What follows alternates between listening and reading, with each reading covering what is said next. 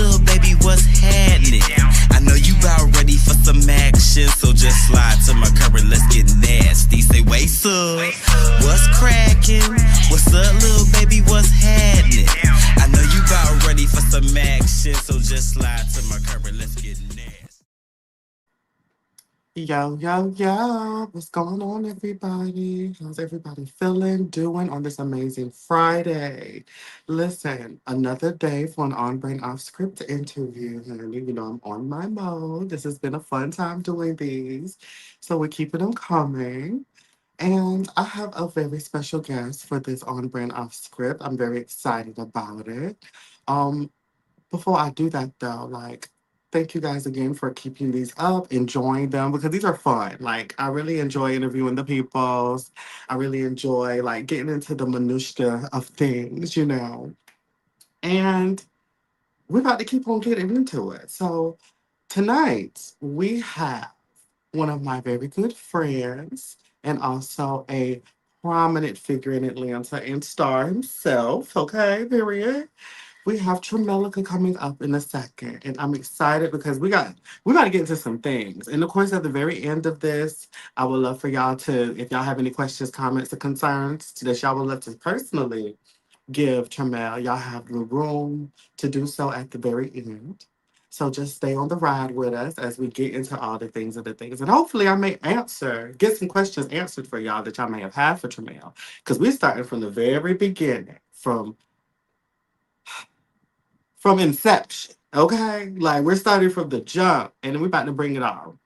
And can y'all also like say, I just like to also acknowledge like I look like a naked mole rat without eyelashes. I just wanted to acknowledge that because bitch, I just ain't felt like putting them bitches on. Like they're literally right here. Hold on. I'm about to get them for y'all. Where they at? Ooh, maybe they're not right here. Let me shut my fat ass up. I was about to, yeah, the lashes over there somewhere. And I was going to put them on, but then I'm like, girl, I don't got time. I don't feel like it. Everybody know lashes are a stress. I just wasn't in the mood in the mood for them, but it's fine. We're gonna have a good time regardless.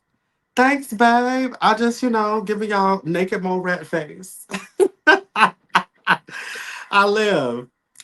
But listen, without further ado, we're going to get into the meat and potatoes with none other than Tramel.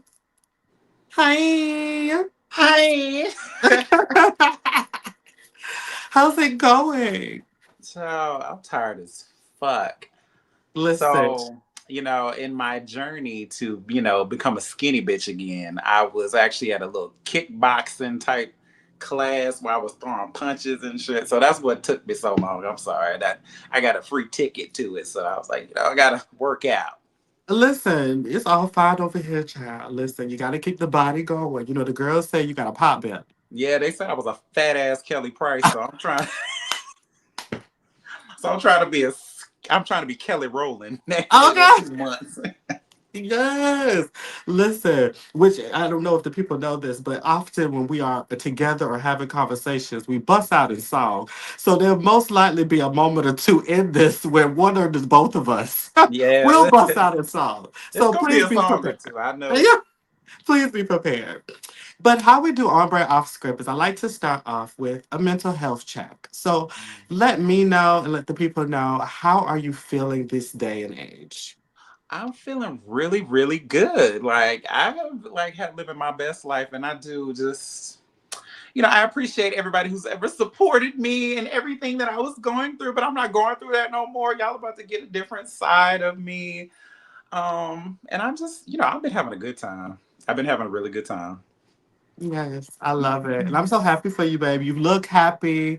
Your energy is happy. Like, I love it. I got a new car, so no more Yes. Genesis. No more Genesis. No, we I'm diamond from the Players Club now. I got me a Honda Civic, boo. Let me tell you something. Them Honda Civics are a T. That's what I'm saying. So at my older age, I'm starting to get a little bit more practical. I just want to be on some chill shit. Yeah. Yeah. I live for that Genesis, though. That Genesis was cute. Hold on. I got undisclosed. Hold on. Okay. I'm screaming. Give him a short spell, people. Listen, I'm so excited. How have y'all been feeling about these other interviews that we've done? We've done Q, we've done Tony, both from Chasing Atlanta. We've also done Nova and Sammy from Chasing Atlanta. And I had got the Bad Girls Club alumni, Tiana Small from Bad Girls Club 11 and 7 and also Battle 2. How did y'all feel about these things? Let me know in the comments, okay? But yes, welcome back, bitch. I'm back. I'm sorry. Yeah. So let's get into the thing. So I love that you're happy and I love that you're in such a great space. So we're going to start off from the beginning, but it's going to be Okay. a cute little icebreaker that we're going to do, okay? Mm. This icebreaker is called On Brand Off Script. And with On Brand Off Script, I give you scenarios and you either agree with it and say it's very on brand of you, or it's very off script of you, so you don't agree. Okay. Yeah, I straight to got the point. All right, so let's see. The first scenario is somebody on the cast was acting for the cameras. somebody. Mm-hmm. You talking about me or somebody else? No, this is how you feel. I feel like somebody was acting for the cameras. Very on brand, honey. Definitely. What the fuck? I named a few S- of them. okay. Somebody in the friend group secretly likes mess. On brand. So spill it. Who's that person? Carl. The When I one thing tell you about this that too, bitch, too. I got the picture when he caused all that chaos at that game night, and then he was drunk as fuck and sleeping real good. He just loves himself. He loved it. Yes, I'm Hey, screaming. Twan. Hi, Twanisha. Listen, that is very true. Okay. There's unresolved tension that still exists. On brand. I'm But I screaming. actually, okay. I think that might be a little bit it might be unresolved, but I don't think it's still like tension. I feel like it's passing for me particularly. I don't know. A little bit in Elaborate. yeah. You can elaborate. Oh, elaborate. Yeah. Well, for me particularly, there's this one individual that I just, I think that situation has been wrapped up, but I don't think we will ever talk again because I'm just like, the way it just ended was kind of like, he's on a whole nother path of life, and I am just on the opposite end, and I just feel like we just never gonna see eye to eye, and we don't have to. This is, it is what it is. I'm just glad to have the knowledge. Yeah, But there's no definitely. tension from my end. I just needed to know what was up. Valid. Yeah. Very valid. Mm-hmm. So these on brand off script questions, these next ones are personally, like for you. Okay. So on brand off script, going on a blind date. I've done that, so that's on brand for me. Really? So did you enjoy it? Oh, yes, I actually had a really good time. Nothing became of it, but Mhm. it was we became friends. It was really Okay. nice, and we're still friends to this day. A Okay, friend tried I to hook love us up because he felt like, oh, well, both of y'all are single, so y'all might like each other. And we said that we got to each other. We're like, girl, it's you. Well, girl, That's okay, girl. it was a real homegirl type situation. You know what I'm saying? But Okay. we homeboys now. Good. I love that. Yeah, Okay. love a Blind good dates scare me. blind date. That scare me. Like blind dates make me nervous. No, no. Why? Somebody paying and you don't know them, and y'all can just sit in public and look at each other, have a little conversation, and go home. Yeah, and that's the part of it. It's like I'm one of those that like after the first like 10, 15 minutes, if I'm not a fan, I will literally leave. So that's why See, it's you just can't be like, doing that. You got to stay for the plot. see, that's the thing about the plot. The plot does thicken occasionally. Yeah, but even But if it what don't, you can make it happen. Like I think that when you go on a blind date and you're not having a good time, just like force yourself to have a good time by start lying and just making shit up. Like just be like, I was born in a cocoon on the planet Mars. And my family sent me down here to study you bitches and just see how he acts. I mean, you can make it like anything that you want. You can actually have a good time. Just they might think you're crazy afterwards, but then you don't care anyway because you were just there for the plot. That is so funny. But I love that idea. Yeah, just start making And shit up I like, oh have my a god, I very had active like my imagination. mom had 5 abortions before she had me. I'm her only child, but not the only child that she was supposed to have. And it really makes me sad that I could have had all these brothers and sisters, and they be like, oh my god. I'm like, yeah. Oh, please. Just start I making shit can't. up. I live. That is a Yeah, great idea, actually. yeah. Go have fun. My god. Okay, I live. Okay. Threesomes in a relationship. In a relationship, that might be on brand for me, honestly. I would do Really? it, if the timing is right. I'm kind of in a space of freedom, Okay. so it's kind of like have fun. Let us have fun. But I gotta be in the mood though. I gotta be in the mood. So that's a little bit Okay. on brand for me. I like a little kinky stuff. Just a little bit. I live. And to expand, have you ever had a threesome? I've had multiple. I live. Honey, I've had foursomes. Okay, come Yeah, on. yeah. So you would consider yourself sexually liberated. I am okay. So I have been sexually liberated, but I am also sexually selective. I Yes, live. I won't do it. I used to do. I've done things for the plot, but I've also, grown out of it. A little bit. Yes. Got I to love. experiment.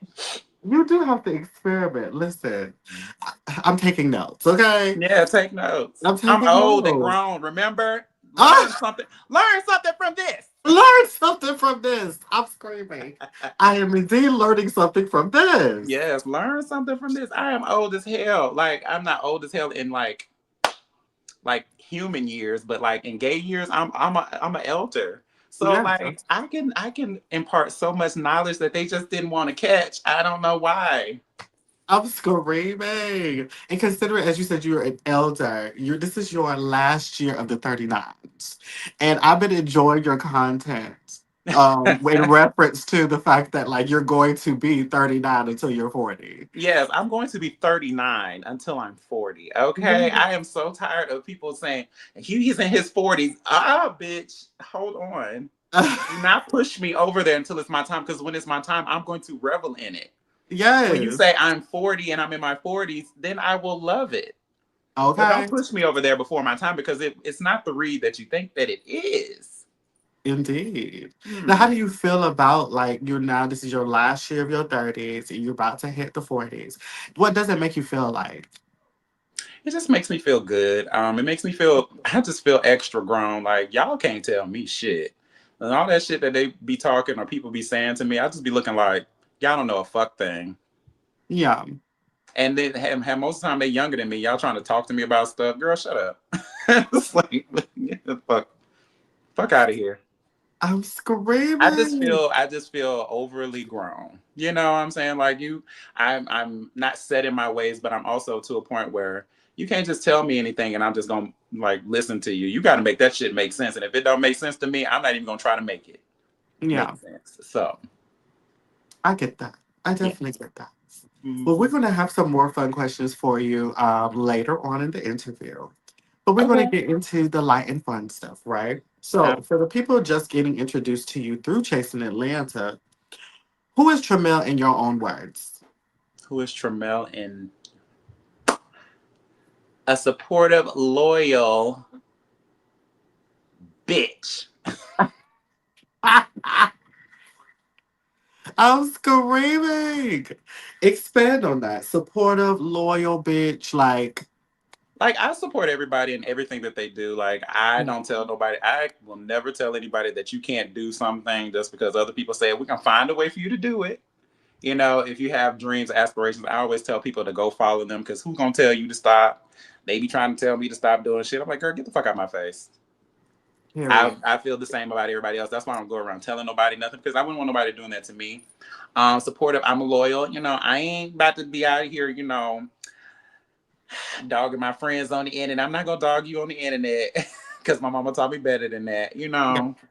Um, if I love you, and if I don't like you no more, I'm not one of them flaky fly by night type people, not in real life, you know what I'm saying? So if I like you, I like you, and I like you. Yeah. Um, and when I'm a bitch, that's because I don't let nobody play with me no more. I'm really just not. I'm not into it. I'm just not into it. I've never been a fan. I think when people think that I'm just like quiet and I don't say much, that's because I already wrapped up in my mind what you're about and I don't care for it. And so there's no need to talk about it anymore. There's no need to try to discuss the problem that we have because, bitch, at the end of the day, I don't fuck with you and I don't want to talk about it because there's nothing you're going to do to change my mind past an apology and some groveling. Yeah. So, yeah, I'm a supportive, loyal bitch. I love it. And I can attest. All those things are true. All true. Yes, they are all true. All things are true. All of those things are true. Yes, Yes. Alfia. I'm screaming. Yes, hit the like button, everyone. So going into, your journey as Tramelica Fontaine, as I call you. Mhm. Um, let's get into born and raised. You were from Atlanta, Georgia. Yeah, I'm a Grady baby. I was born in 1986. Do the math. I'm 39, July 26, 1986. I am a Leo. I was raised by a single mother for the most part. She ended up getting a man, which was my sister's daddy. And just the speed past that he came around when I was like 8. My sister was born when I was 9. My mom was doing her thing out there, having herself a good time. Yeah. And she got slick caught up. And so they was together for quite a while, like maybe 13 years after that. And then, that ended or whatever. I got outed by him. He was a mess. It was a whole thing. My mom couldn't take it. I had to leave the house for a little while. I had to figure out what life was like when I was like 19. I quit school. It was a time. I went through a lot of life before I turned 21. I Yeah, went through a wait. lot of life. I wasn't one of those people whose parents was just like, oh, just so gung ho that your son is gay. I came from the old school, where it's Yeah. not okay to wear dresses and skirts and things, and like they do now in these days. You know what I'm saying? I'm not saying it's still a little bit taboo, I guess.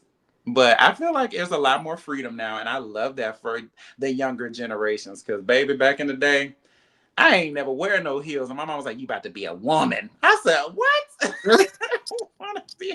I'm not trans. I was just, Uh-oh. Damn. oh my God. Can you hear There me? you go. I hear you now. Yeah, my phone Were you is on getting do the not disturb. Who call? called me? Who called you? Scooby done called me. What the fuck? He never calls me. Oh, screaming. I'll call him back. But Yes. my upbringing was a little bit different, than the freedom that they got now. So, navigate through that. But me and my mom, we're really close now. And we've been through some stuff. I learned the hard way about finances and shit like that. I had to file bankruptcy from helping my mama save her house and shit like that. I just been through a lot. I've been through a Hmm. lot. I was grown before my time. So when I actually turned 30, that's when I was able to actually because my mama was good. My sister was finally grown. I pretty much helped raise her. So it was kind of like now there's my chance to step out and be who I am. So like when people are like, oh, you're so old and you're still doing this. Bitch, I just started like maybe 5, 6 years ago. Like, what are you talking about? That Like makes sense. I wasn't able to do these things when I was in my early 20s because I had families to take care of. You know what I'm saying? So I Hmm. think people just really need to look at the backstory of why people are where they are and how they got here before they just start judging, saying you're too old. Well, you still how long you gonna be? Nah, baby. I just started like a couple of years ago and I'm still kicking. Okay. Yeah. So I yeah, that's love it. And we're going to get into the journey of your music and you also like you becoming who you are today. Because as you said, you just started pretty, recently in reference to like your career and you really stepping into who you were. yeah. So when it came down to it, what age would you say was that moment where you were like, you know what? I like boys. I like boys. Well, I don't know if I necessarily can say that I was like one of the people to say, "Oh, I like boys." I knew I was different, and I think that happened when I was like 5 because Hmm. I was, SA'd when I was 5 years old. I remember it in pieces. It was a girl that did it to me. Hmm. She was like 2, 3 years older than me. Um, I just remember her taking me into her house, and I was 5 years old. I remember being 5. She took me into her house, and then I just don't know. I just remember like feeling very uncomfortable, and her pulling her pants down, and her pulling my pants down, and I just kind of like blacked out. And I knew I didn't like it, and I just remember like the feeling and the smells and stuff like that. It just was not pleasant. It just scared the shit out of me. Hmm. So from then on, it was kind of like, I don't know. I just was always just like different. And I feel like if that never happened to me, I don't know who I would be. I really truly don't know. So, you know, it happened. I appreciate it, but like, I'm not sad about it. It's just one of those things that happen to kids like sometimes that people just don't talk about. And I've only recently just started talking about it like a while ago, but Yeah. it's like one of those things that just happens. Yeah. Well, I appreciate you for, speaking on it here because, of Oh course, yeah. I too have had that experience. And unfortunately, a lot of us in our community share similar experiences like that. Yeah. And you were saying that you didn't really know who you would have been if that didn't happen, right? Like, Yeah. I don't know. Like yeah, I always go back to that one because that's my first memory of being like, you know, yeah, in a situation like that. So like and I was so young, I didn't know what it meant. I didn't know what was happening. I didn't know. I just knew that it felt scary to me. It felt scary to me, and I think I attribute that to a lot of how I feel about women going forward. I don't know, possibly because a girl did that to me, yeah, and it didn't feel right. I love women, but I just be like, I don't know. I think it just kind of like did something like I was traumatized, and I think I still am a little bit, to yeah, be honest. yeah, Um, and my mom, she said something very powerful to be when we were going through my coming out story because she just couldn't accept it. She was like, "Kids like aren't gay unless they're sexually assaulted, and you were negligent, and you were never SA'd or whatever." I was like, and I just couldn't tell her at that time. I was just like, "Yeah, girl, you don't know, you yeah, don't know nothing." yeah, So yeah. So eventually I told her, and she was just kind of like, "Oh, okay." There's nothing she could have done. My mom was a young mom. She was like 27 when that happened to me. So it's like, what is she gonna do? And now yeah, we're both grown old people. So it's like it was in the past, and I kind of want to not leave it there. It's just a memory at this point, but also, just learning that, sometimes because I don't know if I was necessarily. I know there are people who are born gay. I don't think I was. I yeah, really don't think that I was. I think it just things just happened to me, and I just was built off of my experiences. yeah, And I'm not sad about it, but it just is what it is. It is what it is. yeah. I I really do appreciate you telling that story. I think in general, with a journey like that, like healing just is going to be like a forever thing. You get what I'm saying? It's Mhm. like, especially with traumatic experiences, I'll say, I love you down. And so again, I Thank do appreciate that you did open up about this. And I think starting this conversation off with that can also play a huge part in the rest of our conversation tonight. Yeah. Um, so moving forward from there, when was the moment that you found the love in music? When I found the love in me, I found it very late. I guess to skip forward, oh my God, we can skip forward. So I found the love in music. I mean, of course, I've always loved music. I remember listening to like music whenever my mom was one of those people that played that music while she was cleaning the house and stuff like that. So she Yeah. played Anita Baker, Patti LaBelle, Whitney Houston. Um, Luther Vandross, Gerald Levert, all that, all that good old stuff, Al Yeah. Green. But she also played, a lot of booty shaker music like Luke, Uncle Luke, The Uncle Luke. Hydraulics, what was that? Doodoo Brown. That was my song. The girls and Daisy Duke song. I want to live crew, all that shit. So I was always like into like happy music more so. Like music just made you feel good. I always wanted to make music and I was always interested in music that always just made you feel good, made you feel loved, made you feel, like you want to shake that ass, you know what I'm saying? So as I got older, of course, that was the type of music that I wanted to make. Mhm. So that was where my love of music started, but I didn't actually get a chance or an opportunity to start making music until I was in my 30s. I Yeah. love it. I love it. Okay, period. So what would you say was that first moment like I'm gonna intertwine the two. Do you feel like once you made that decision of like, okay, this is who I am as far as like your sexuality is concerned, and you stepped into your identity, do you feel like that was also the moment where you found your purpose in music as well? Oh no, baby. Mm-mm. Really? When I stepped into my gayhood, baby, I just want to go outside and play with the Oh, children.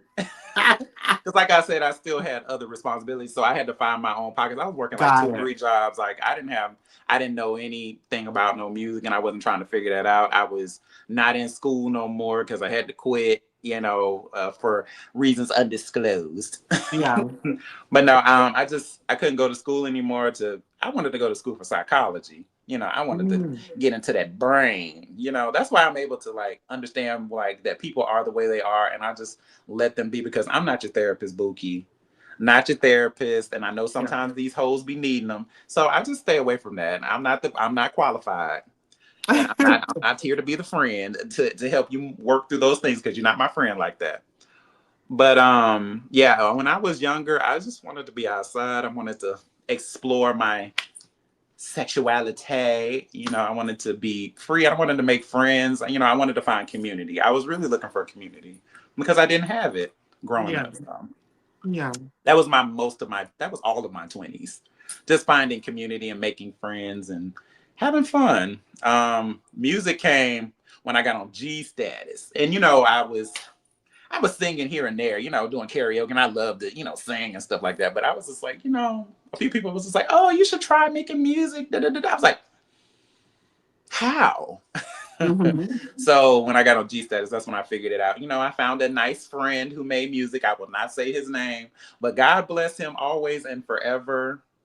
Um, because he was a former cast member of Chasing Atlanta, and he helped me with my first song, and I do appreciate him always. Thank you so much.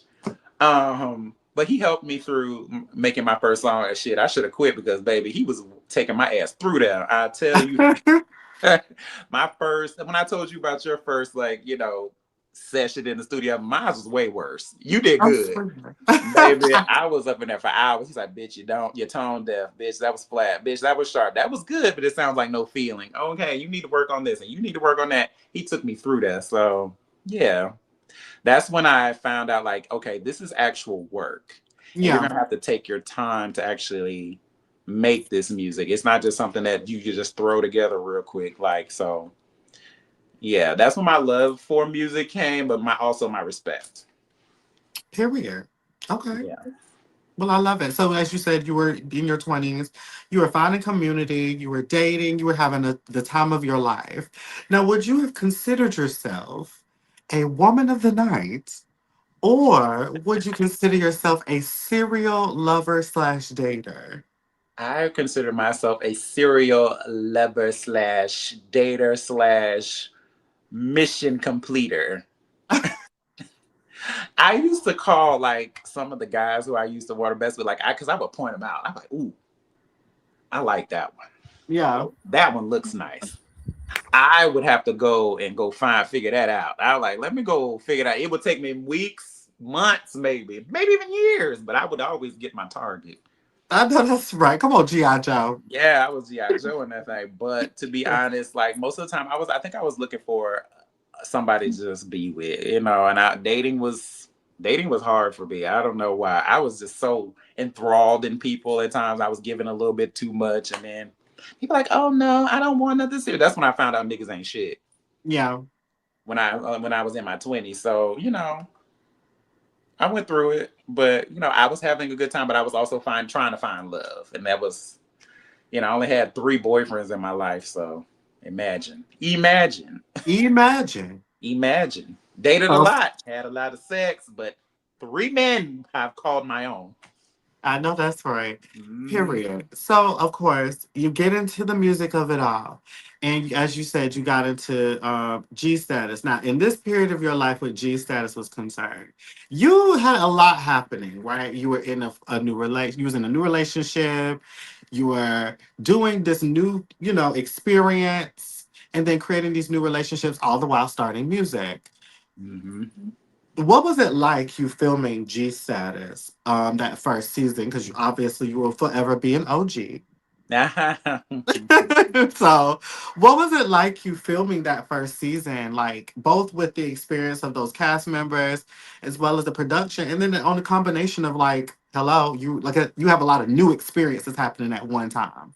Right. Well, that first season, actually, I was just working my regular job. I ain't had no man in my first season. Okay. Um, the first season I was scared. Oh my god, I was so scared because I had actually seen Chasing Atlanta because they were on their first season. They had already wrapped their first season, and Mm. this was a new show. And I think Chasing Atlanta was doing their second season. We was doing our first for G Status. And I saw Chasing Atlanta. I watched a few episodes. And I was like, oh, okay. They and then I saw the numbers that they was doing. I was like, oh, they getting in there. And so when G Status came along, and I was like, you know, auditioning, I guess, but they pretty much just was like, hey, you want to be a part of this cast? Yeah, and they just put me on there. Yeah. It was kind of like I just thought it was gonna be like, oh, we might get 1,000 or 2,000 views, and a week, every other, and it's just something fun to do. So I really didn't put much stock into it. So that first season, I was just walking around, just playing with people, just like, oh, child, this ain't gonna be shit, because they already got like Chasing Atlanta's already out, and y'all is just acting a fool for no reason because this ain't going nowhere. And so my first episode came out and it was 55,000 views in like 2 weeks. I was like, And back then, those I those were said, oh baby, I numbers. think I fucked up and did this wrong. Ah, Cause baby, I was so boring. I was so out the way because I was just letting them act a fool. I'm like, y'all acting a fool for people who ain't even gonna see this.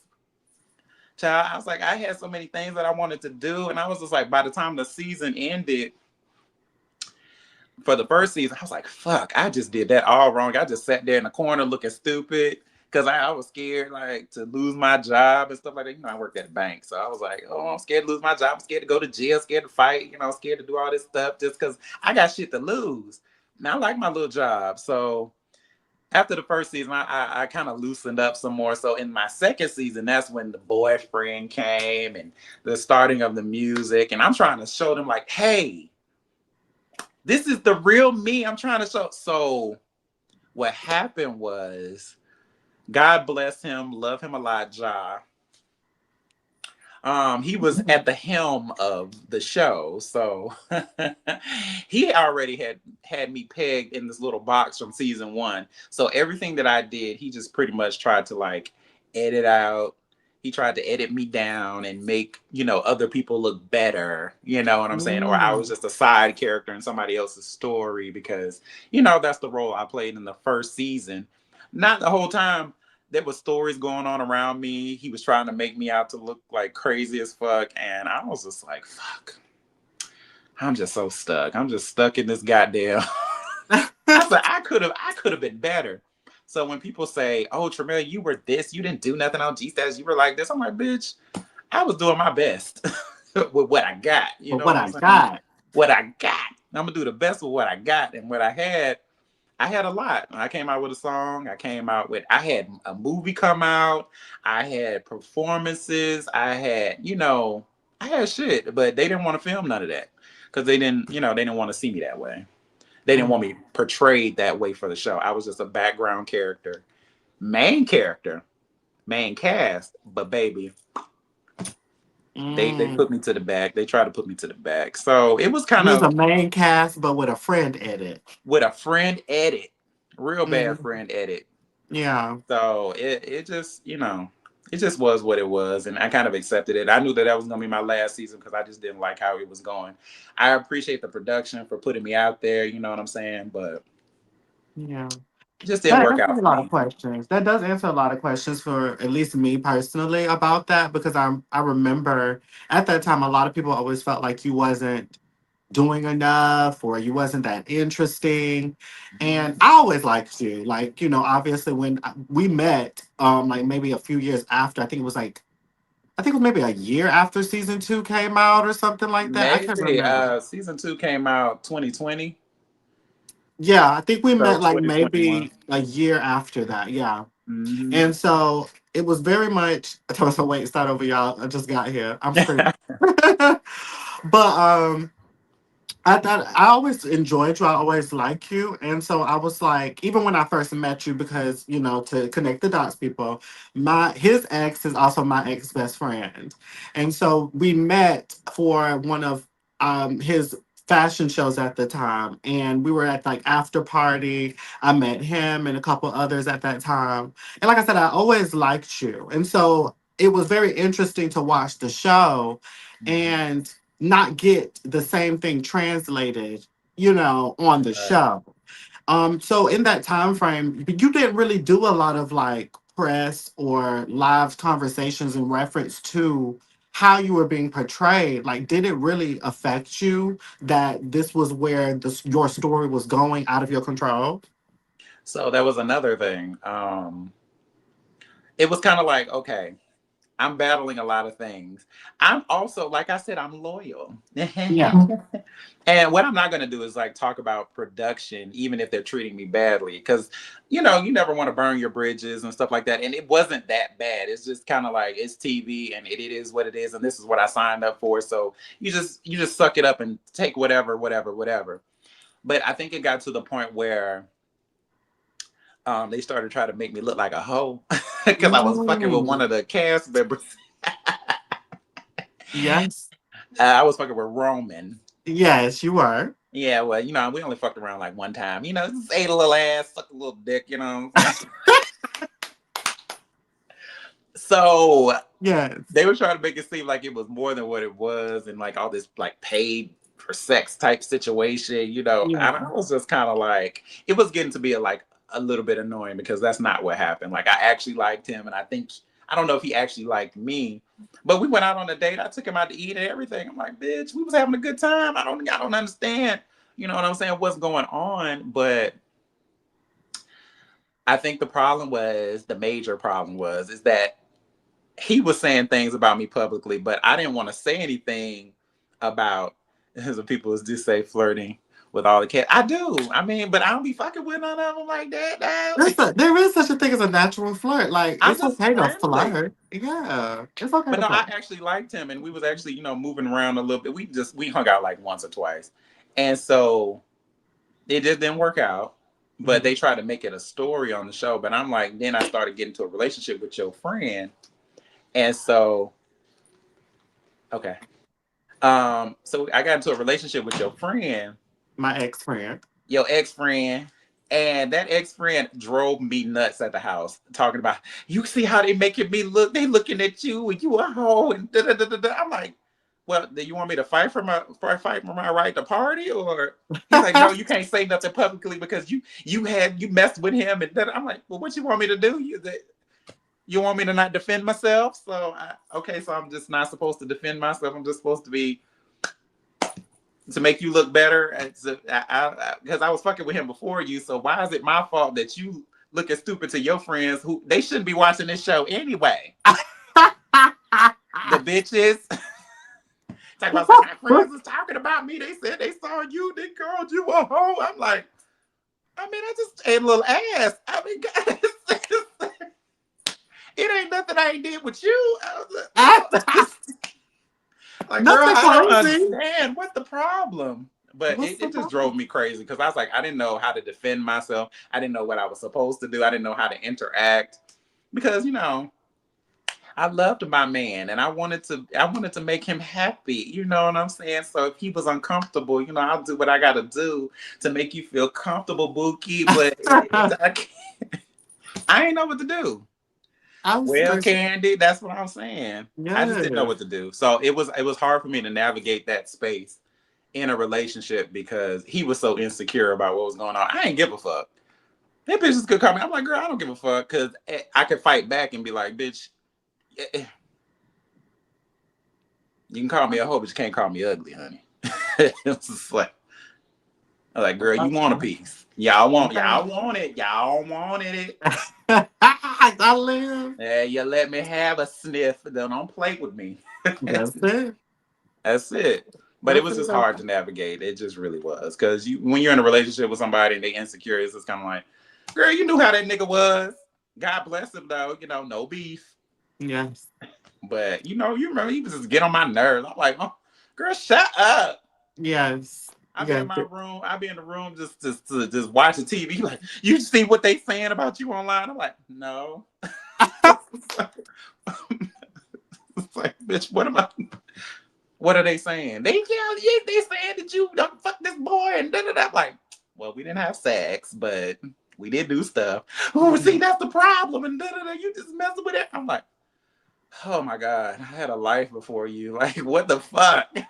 Like, what was you supposed to do outside of that? Like, Like, uneat that ass. I mean,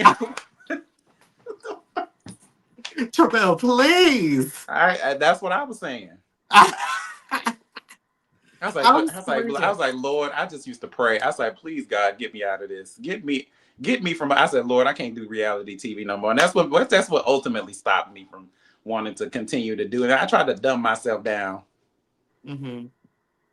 And so you dumbing yourself down. You felt like that was a way to cope Save with my other relationship. people. Save that man.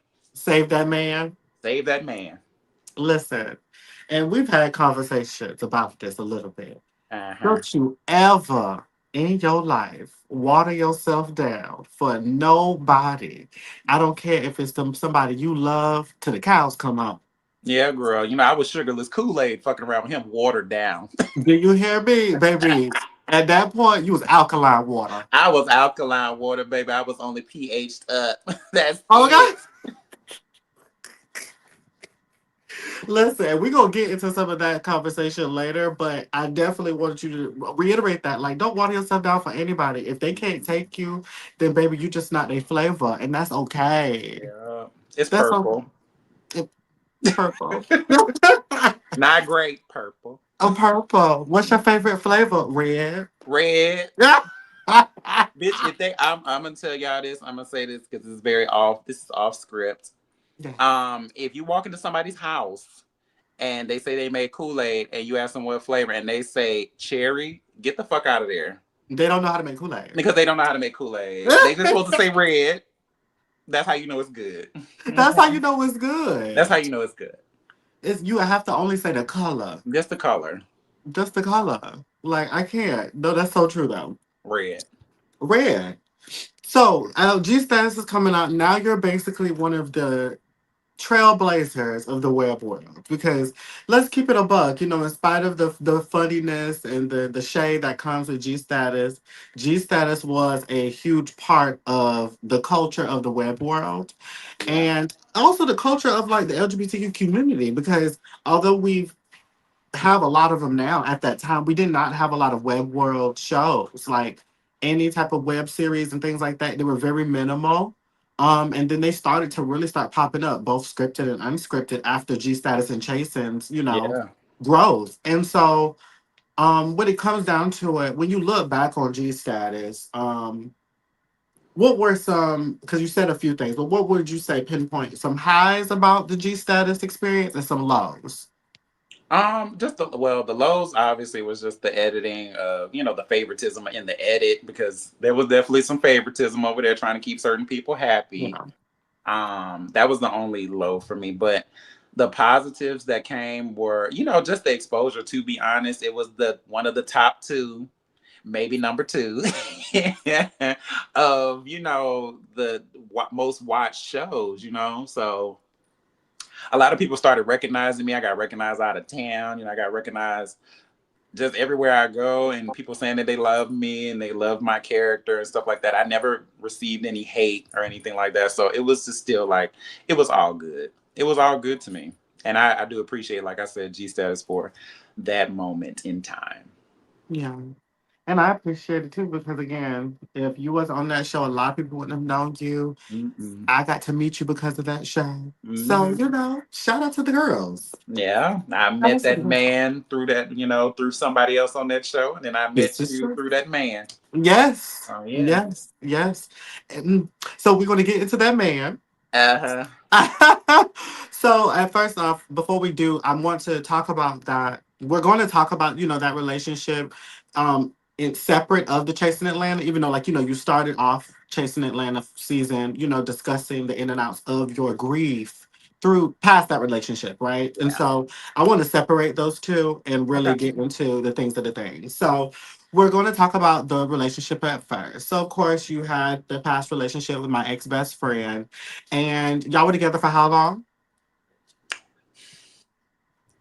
I mean, I guess technically 3.5 years, but maybe four. We'll just say Mm-hmm. four. Just say four. We'll just round it up for. We'll just round it up. Yeah. Just round it up. So you've been together for about 4 years. Um, and in the conversation you had on Chasing Atlanta, but as I know personally, it was definitely a journey you had in this experience, in this relationship. Mhm. Um, I want to you to tell me start from the beginning. How did you guys meet? As you said, you met through a mutual friend. Kind of get into the details of how you guys met and how did this relationship blossom? So I'm just gonna be completely honest, and I'm gonna name drop a little bit. Do it. So Damn. rock it. No, so when I was trying to talk to Roman, God bless him, love him, he had pissed me off, and we just it's just, and I was sad about it because I was like, damn, I don't went through another situation of dating. Well, not dating, but like, when am I gonna find my person? I was getting kind of sad. I was like 32, and I was like, oh, I'm getting old, and I went, amen. And Okay. I will say this. Ike at the time, we were really, really close. He was my friend. So it was kind of like, so he was like, oh, I have this friend. I want to introduce you to him. I think y'all would be cool together. I'm like, okay, blind date. But like, he just told me his Instagram or whatever. And so I just hit him up, and I was just like, flirting in my own little way. And it just went from there, and I thank Ike for, at least putting me on. I don't know if it was a good thing or a bad thing, but it brought up a lot of good things for me in the end. You know what I'm saying? It taught me a lot. I learned a lot from the relationship. So thank you, Ike, for introducing me to that man. I live for it. Like I said, like you said too, we met through him, so everything happens for a reason, honey. Yeah. So in this relationship again, you had, you know, an experience that you fell in love. Like you really enjoyed him. You loved him a lot. Where can you say if you pinpoint maybe one moment within that relationship, where can you say you felt like the relationship turned for you? Um, I can only speak. Well, I guess there was a lot of turning points, to be honest, a lot of red flags that I tried to ignore just to keep this man for whatever reason. I don't even know why I did it. That's why I cried so goddamn much. I'm like, why did I do this? Mm-hmm. So I can say that one of the turning points, I'll say one. The first one had to been when I didn't talk to him for like maybe like 3 or 4 weeks. He just pretty much was like up and disappeared on me. And I just didn't know why. I just didn't understand. We were doing so good. We had a good time. We were having a great time, I thought. And he just disappeared for like a couple of weeks. I would call him, but he was always saying something like, oh, I'm just going through something right now. I'm like, well, I want to help you with that. Like, I want to be your person. I want to do this for you. So, but he just didn't want me around. And I just really didn't know why. And I thought, I was like, okay, well, maybe he's just depressed. Maybe there's something going on. He was dating another nigga. Okay. I didn't find that out, but I just assumed Mm-hmm. because there was a particular person who was around at the time that he was, I think, fancying a little bit. But Mhm. eventually he just came back to me and he dropped that other man. So I was like, oh, we back on. And one day we was having a disagreement or an argument or something, and then he told me the real reason, and it hurt my feelings, and I should have dumped him then. But he told me the real reason why he disappeared, like maybe like 2 years after that.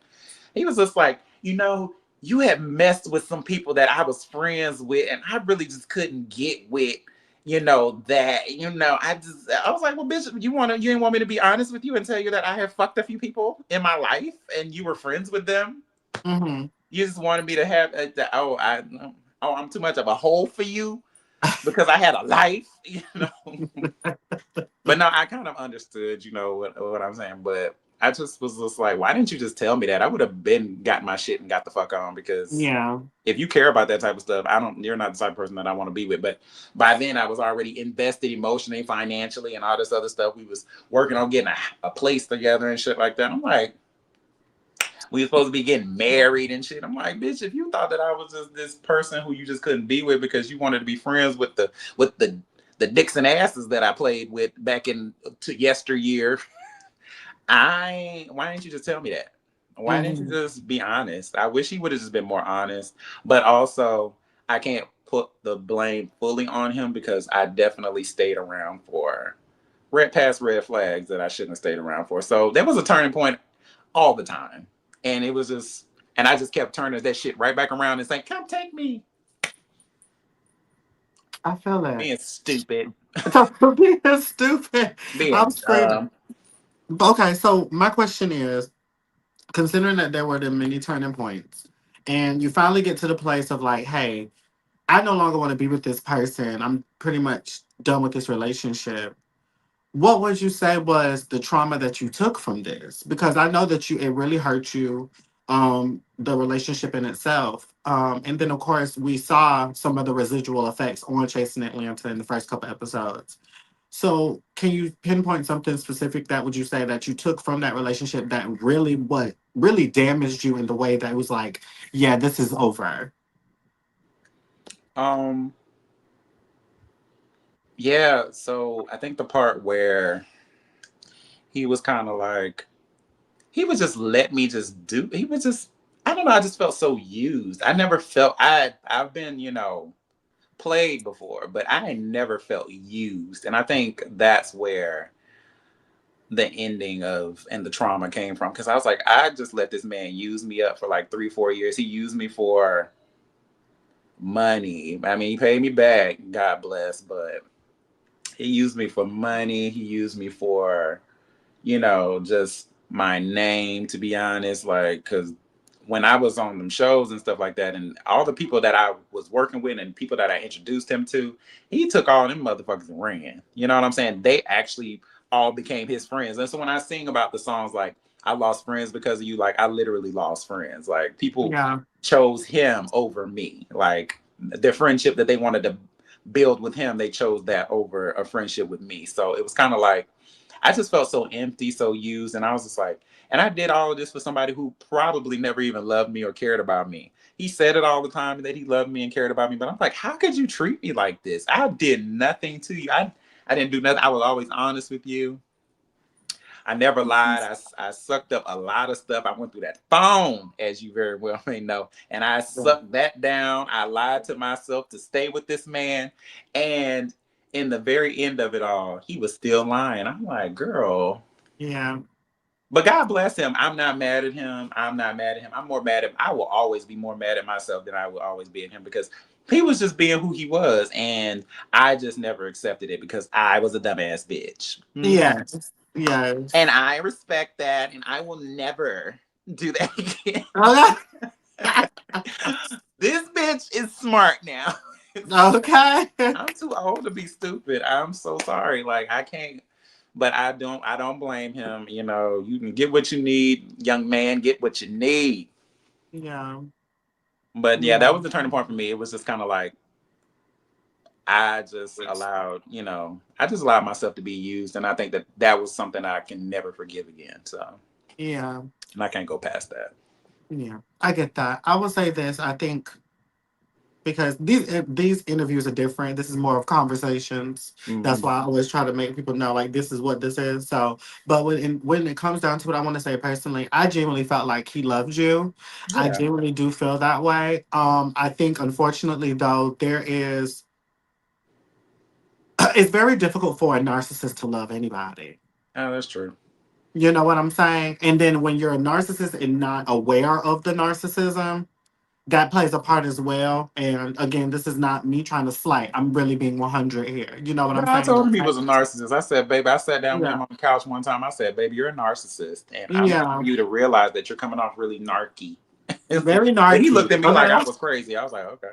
Yeah. The reason why I say that is because a lot of people don't realize that narcissism, no, first off, narcissism is a mental illness, number one. But then number two is narcissism has a tendency to, um, I guess you can say, handicap people who are narcissistic to properly love somebody else outside of themselves. Yeah. It's I think they think that they're pushing it, they think that they're doing it. You know what I'm saying? If they do all the like typical stuff that they, check off on their list, they Mhm. like, okay, I'm doing it. But in reality, they missing spots because they're always wrapped up in themselves. You Yeah. know? And I think that that could be honestly what happened. I mean, not could be. That's honestly what happened amongst y'all because I know for a fact that he really did have strong, heavy feelings for you, and he really did love you. It's just unfortunate that he couldn't get past himself to do that, Yeah. and also it left scars too, and I think that's unfortunate too. You know. So I was the simplest little man to deal with. I just asked the bitch to spend some time with me. Yeah. I just said, just hang out with me. Let's go to the movies. Let's go out to eat or something. He said, I see you every day. Walking past you sitting on the couch. Yeah. I said, I want to go out and have fun. You don't want to go you don't want to go eat or you don't want to go do anything. And I was offering to pay and shit. And like, you don't have to spend none of your money. I just want to go. Yeah. But it was just kind of like, I could tell like, it was just kind of like, it was just going in one ear and out the other. And I'm not going to say that he never loved me. It just didn't feel like it. It's just like, I'm not asking you for a lot. I'm not asking for I'm just asking for a little quality time. Hmm. Just spend some time with me. But you didn't want to do that. I'm like, I'm not bad company.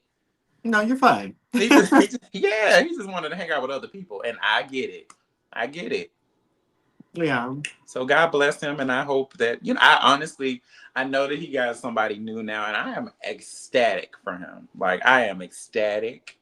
I am happy that he found somebody to love. I wish nothing but the best for him. And I would never want anything bad to happen to him. I just can't be I just don't want us to have any more negative interactions. I just really, really don't because it's not healthy for him, it's not healthy for me. So, I gracefully have, blocked that out of my system, out of my Yeah. life.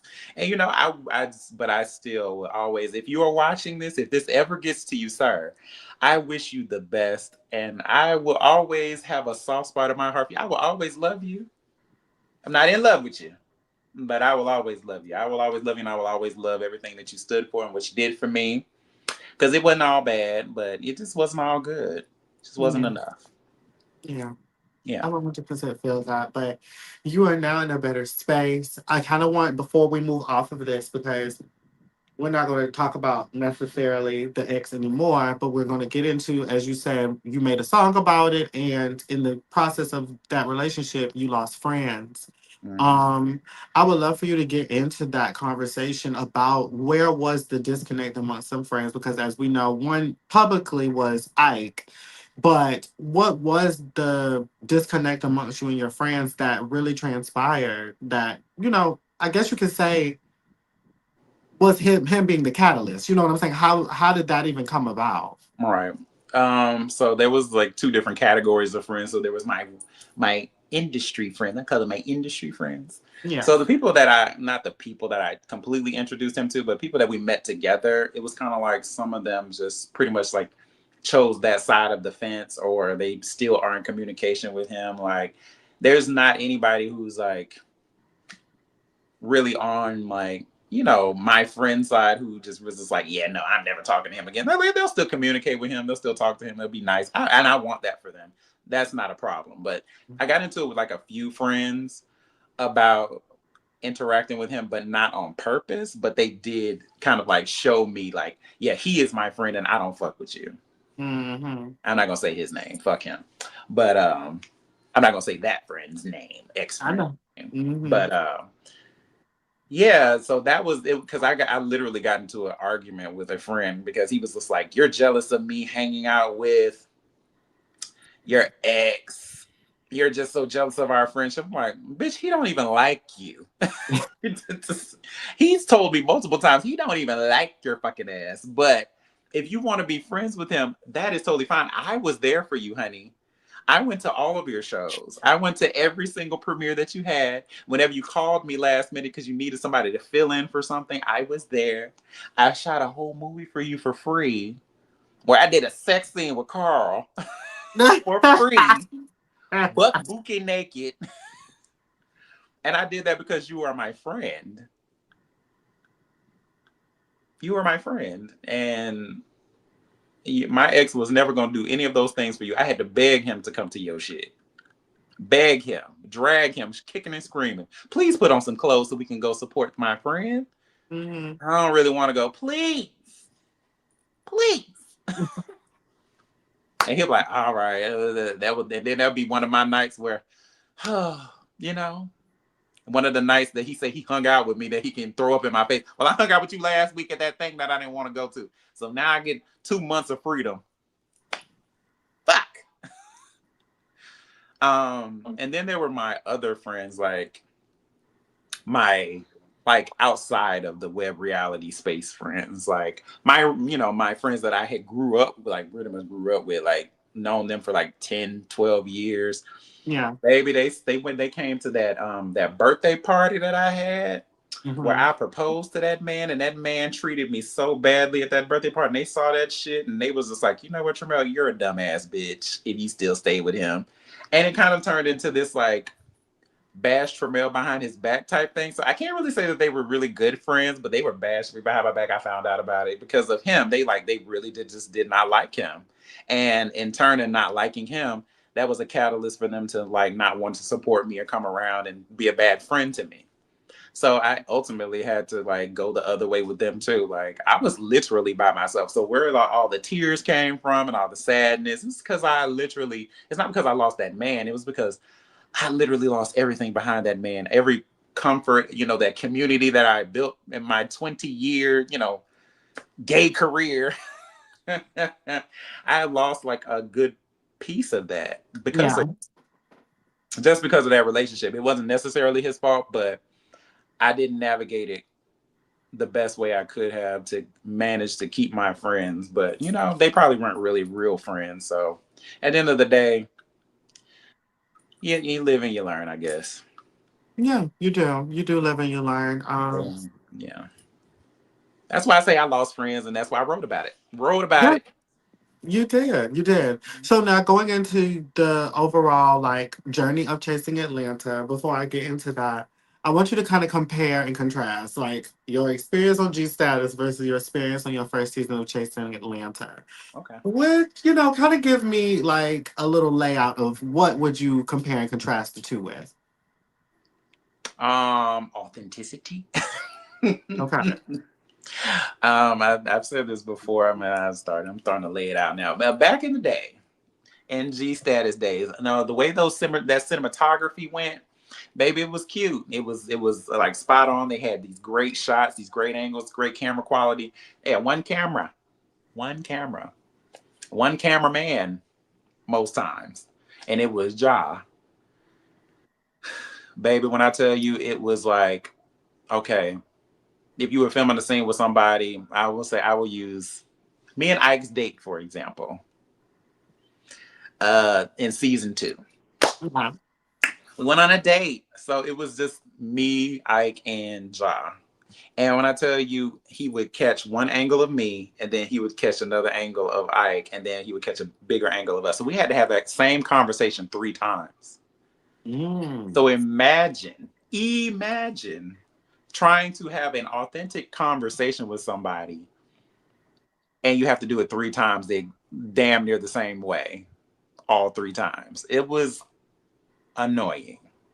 So I would say that I do love about I mean, eventually there were some scenes that didn't get filmed that way, but a good part of it for me was filmed that way, and I didn't like it. Yeah. But I will say for chasing, it was more so like, child, put them in a room and let's see what happens. Like, it was that the cameras was there. They had different ones. It was like, okay, so we could just go run through this and whatever happens happens, and it just be, put together how it's supposed to be put together. It's not like a director like script like type thing, but it wasn't scripted. G Status wasn't scripted, but it was kind of like, hey, how you doing? I'm doing really good. What you got going on today? Okay, stop. Let's do it again. Let me get this angle. Hey, how you doing? Oh, I'm doing really good. How was your day? It's like, it's annoying. That is so interesting. I think this is the first time I've heard this. Like, I Yeah, don't think nobody ever talked about this. So you're telling me that y'all would basically have multiple takes of the same scene because it was only one camera person. So that was that's some why it time. gave such a high quality situation because that makes sense. Yeah, yeah, baby. They had one good camera and they used that motherfucker. I I had remember no one time. idea. Oh my god, it was so cringy to me. We had a scene, it was never aired, where 2 cast members were beefing. They had been beefing for a while, and we were supposed to be going on this trip or whatever together. So we supposed to like lemon squeeze it up and have a ponderosa and make up or whatever the case may be. When I tell you I'll just say production didn't like how they made up Hmm. because they were too nice to each other when they made up. He said, "No, y'all need to do that again. I need more energy." I sat there like, "Is this real?" And they actually redid the scene and they just fought a little bit and then they made up. I was like, "Where am I?" This is Oh, bad. wow. Yeah, I mean, it happened a few times. It wasn't like all the time, but there was a few instances. It was like this a little fake. Hmm. But God bless them though. It's probably not like that. That was season 2. Yeah. Season 2. Mm-hmm. Period. Okay, that is so interesting. I'm like, Mm-hmm. it's giving, okay, it's giving Tyler Perry motion picture. Okay, But like, Job, I think Job particularly, like, not KL because KL wasn't really around like that. He wasn't a part of that. hmm, But Job was really trying to make TV. Like he yeah, was really, I think he would have done well in the scripted yeah. circle, of TV, but he did know how to make some good TV. And what I tell you, like, okay, I'm just busting out all their business. God bless them. I I ain't love it. gonna um what Ja did do, and what I kind of feel like he did was he would read the comments of everybody every episode, and he would push his episodes back and try to tailor his confessionals to fit the narrative of what they wanted, what the audience wanted. So Okay. let's just use a scenario of if they hated Tramel. Hey Tony, if they hated me in the first episode, like, oh, Tramel is so blah blah blah blah blah. I wish somebody would cuss him out. He would make sure that he tailored those confessionals the next week around somebody like cussing me out in their confession, like, oh, Tramel is such a blah blah blah. They like, yeah, yeah, yeah. They somebody finally got you, bro. Then he'd like read the comments like, That's interesting. very interesting. That's why them episodes came out so fucking late. Okay. Child, he was reading them comments trying to figure out how he can work them stories in. It's like, girl, just put the shit out. But I love That is Ja though. I love you hilarious. though. I love you, Ja. God bless him. I saw him like maybe 2 years ago. Child, 2 or 3 years ago. He's doing something completely different. He's doing plays now. That shit was good. When I tell you that play was good, that play was I good. heard it But was good. oh baby, it was good. Devon was in it. It was so good. He did such a good job. I tell you, I love that play. For the people name what the play was called. Oh baby, don't ask me that. Baby, don't ask me that. Undisclosed. Because I can't remember. I know it was It like was kind of like something. Mammy's Kitchen or something like that. Like Yeah, Mammy Auntie's Mama's Kitchen. something. No, my mama's. I saw that play too. Yeah, Tony was there. Yes. Tony was What was there. the Tony was name of there. it? Tony was there. I hugged on her. What was the name of it? I had a house member Damn. in it. Yeah, I feel like, oh, what was his name? Ooh, what's his name was in it? That boy. What that boy name? Da Vinci. Da Vinci. Oh yes. Da Vinci. Yeah, Yes. he was in My that play. baby. Shout out to Vinci. I live for him. Yes, Tony was there. Tony was there. She was eating it up. I saw her there. Me and Carl went. Tony, you know Vinci? That's my baby. Okay, Yes. so that's your house member. Period.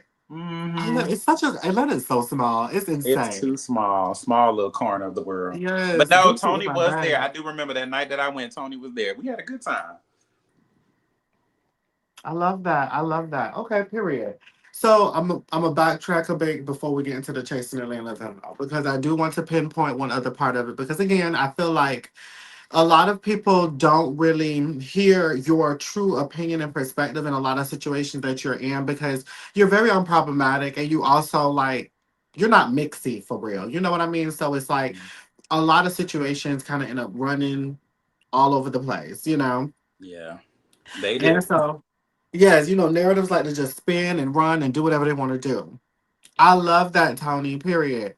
And so I want to talk about obviously one of those friends, as you said, that y'all fell out in the midst of this relationship, which was Ike.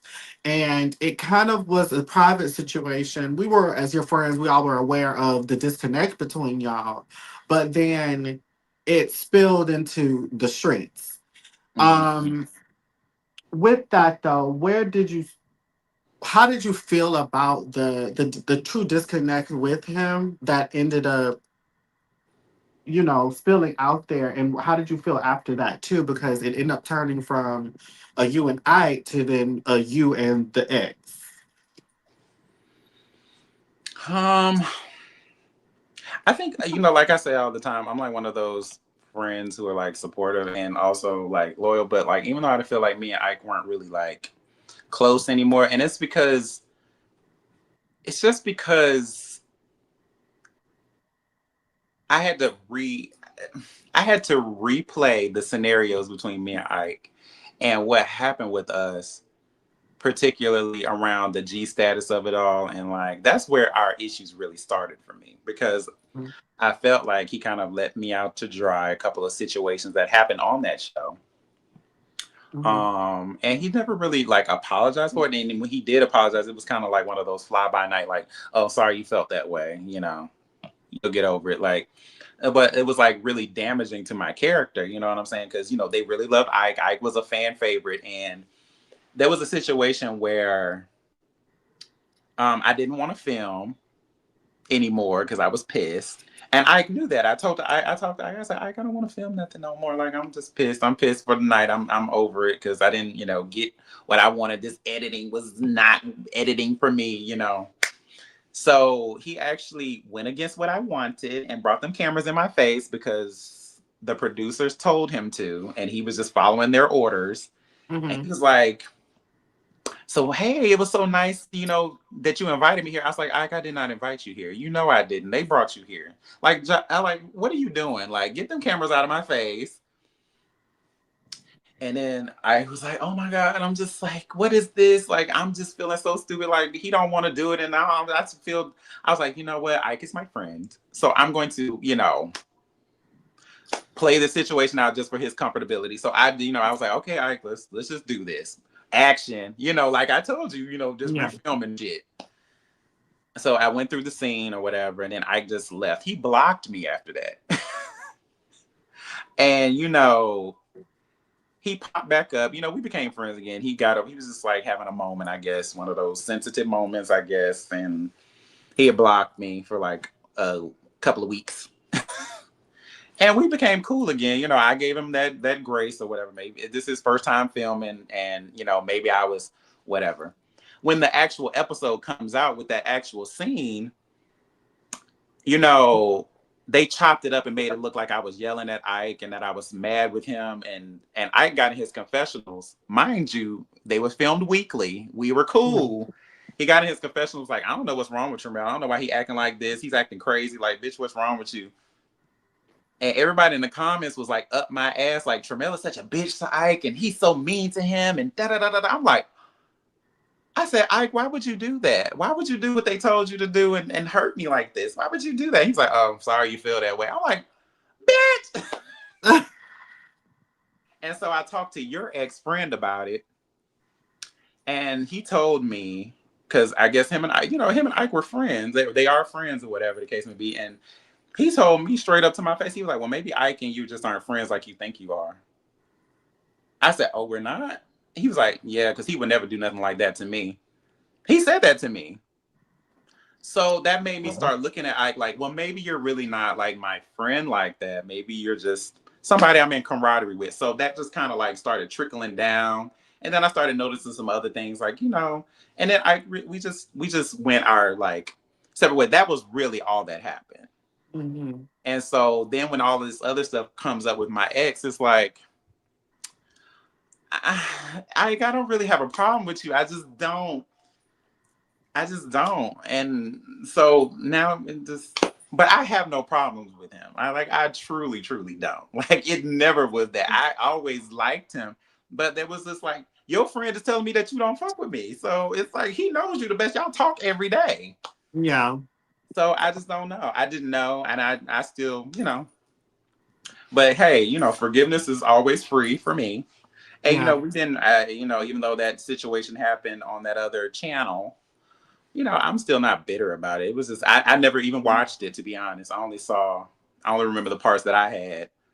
And yeah, I just left it alone. I've never watched what they said about me on that live or whatever. So I can't even tell you. Yeah, you don't need to because it was a lot. Because I obviously had popped up there too when you and that person were going back and forth because I Yeah. just didn't really want that to happen in this forum. You get what I'm saying? Like this wasn't the place to handle those things.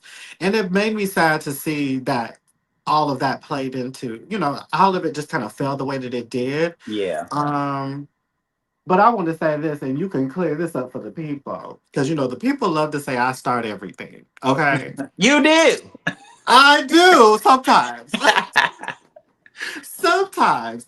But no, for real, like, was I the person who told you anything in reference to what happened on that live? No, I don't know what you're talking about. When that live first came about and there was the alleged tea amongst Ike and the ex-friend. Oh, I Was don't know I the... nothing about that. I Yes. don't know where that came from. I cannot speak to that. I really don't know what that was. Yeah, because they Baby, was I just wasn't making at it that like birthday I was the party, so one I don't know who... what they was talking about. When they Yeah, asked me, I was like, girl, I don't get invited to birthday parties. It's just what the fuck? you don't get invited to birthday I don't parties. get invited to, no. So, no, I really wasn't invited to that birthday party, so I just didn't go. So I don't know what was going on with that. Yeah, yeah. I just wanted to clear that because everybody thought that like, well, at least the ex friend assumed that I went to you and I said all kind of things about the situation in Mm. reference to you and him. When in actuality, I've been a very good friend to him. And when it came down to y'all relationship, I've always tried to find a way to find a middle ground of, you know. Building my relationship with you while also maintaining my relationship with him. Yeah, I was um, saying that all the time. So yeah, I I never always thought try. about that. I never. Yeah. So I'm just like, I just always wanted to make sure like that was understood. Like I never want to play into anybody's relationship because I felt like it was unfortunate that y'all even got into that place anyways. But moving forward, when it comes down to Ike, do you feel like even though you said forgiveness is free, do you feel like there's room for y'all to ever actually have a conversation and really like clear the air, not necessarily rebuild a friendship or anything, but to really get a real understanding of, hey, I don't have an issue with you, I don't have an issue with you, let's be amicable. Yeah, I mean, hey, listen, I'm in a completely different space now, and I do support like the pop the balloon, queer find queer love. I watch it. I be watching that shit. That shit be good Yeah. sometimes. You know what I'm saying? But no, I have no problem with Ike. Like he cool. He cool. He cool. He cool in my book. That's all I can say. Now I know we probably can't be like super good close friends. We ain't gonna be calling each other and like spilling tea and stuff like that. But like at the end of the day, like I a conversation can always be had of just like, hey, I don't have a problem with you. And I'm saying, no, I don't have a problem with you. I'm happy for everything that you're doing. I'm happy for everything that you got going on. Like, I am not a hater. Not a Yeah. hater. And love is free. Yes. Love is free. I love what he's doing. I love that he's found himself a lane that he's comfortable in. And I love that he's like moving and grooving and shaking and doing what he do.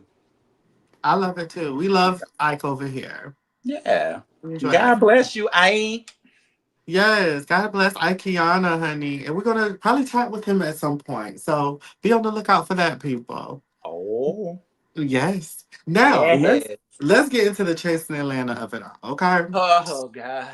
So you are the new one of the new rookies. Obviously, you're stepping into this soft reboot season, right? Mm. What were your thoughts and feelings when you got the call and you were like, "Oh my God, I'm casted"? No, let me take it back.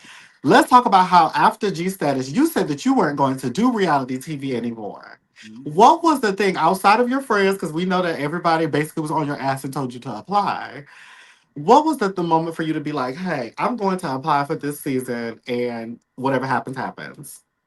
That was it, child. You said it. They just really made me do it. Like they really was just like, Tramel, you should apply. So my thing was is like, of course I wanted to apply, like, but I was thinking like maybe that's just not such a good idea because I definitely know that Carl definitely wanted to be on there and Scotty, he had already applied or whatever. So I was kind of like, yeah, I don't want to take no spots or anything from nobody. I don't want to be like them comparing all of us and stuff like. Cause they ain't gonna put all of us on this thing. So it's like this one less name in the bucket. Then that's fine. As long as they on there, I feel like I'll pop in there and say hey.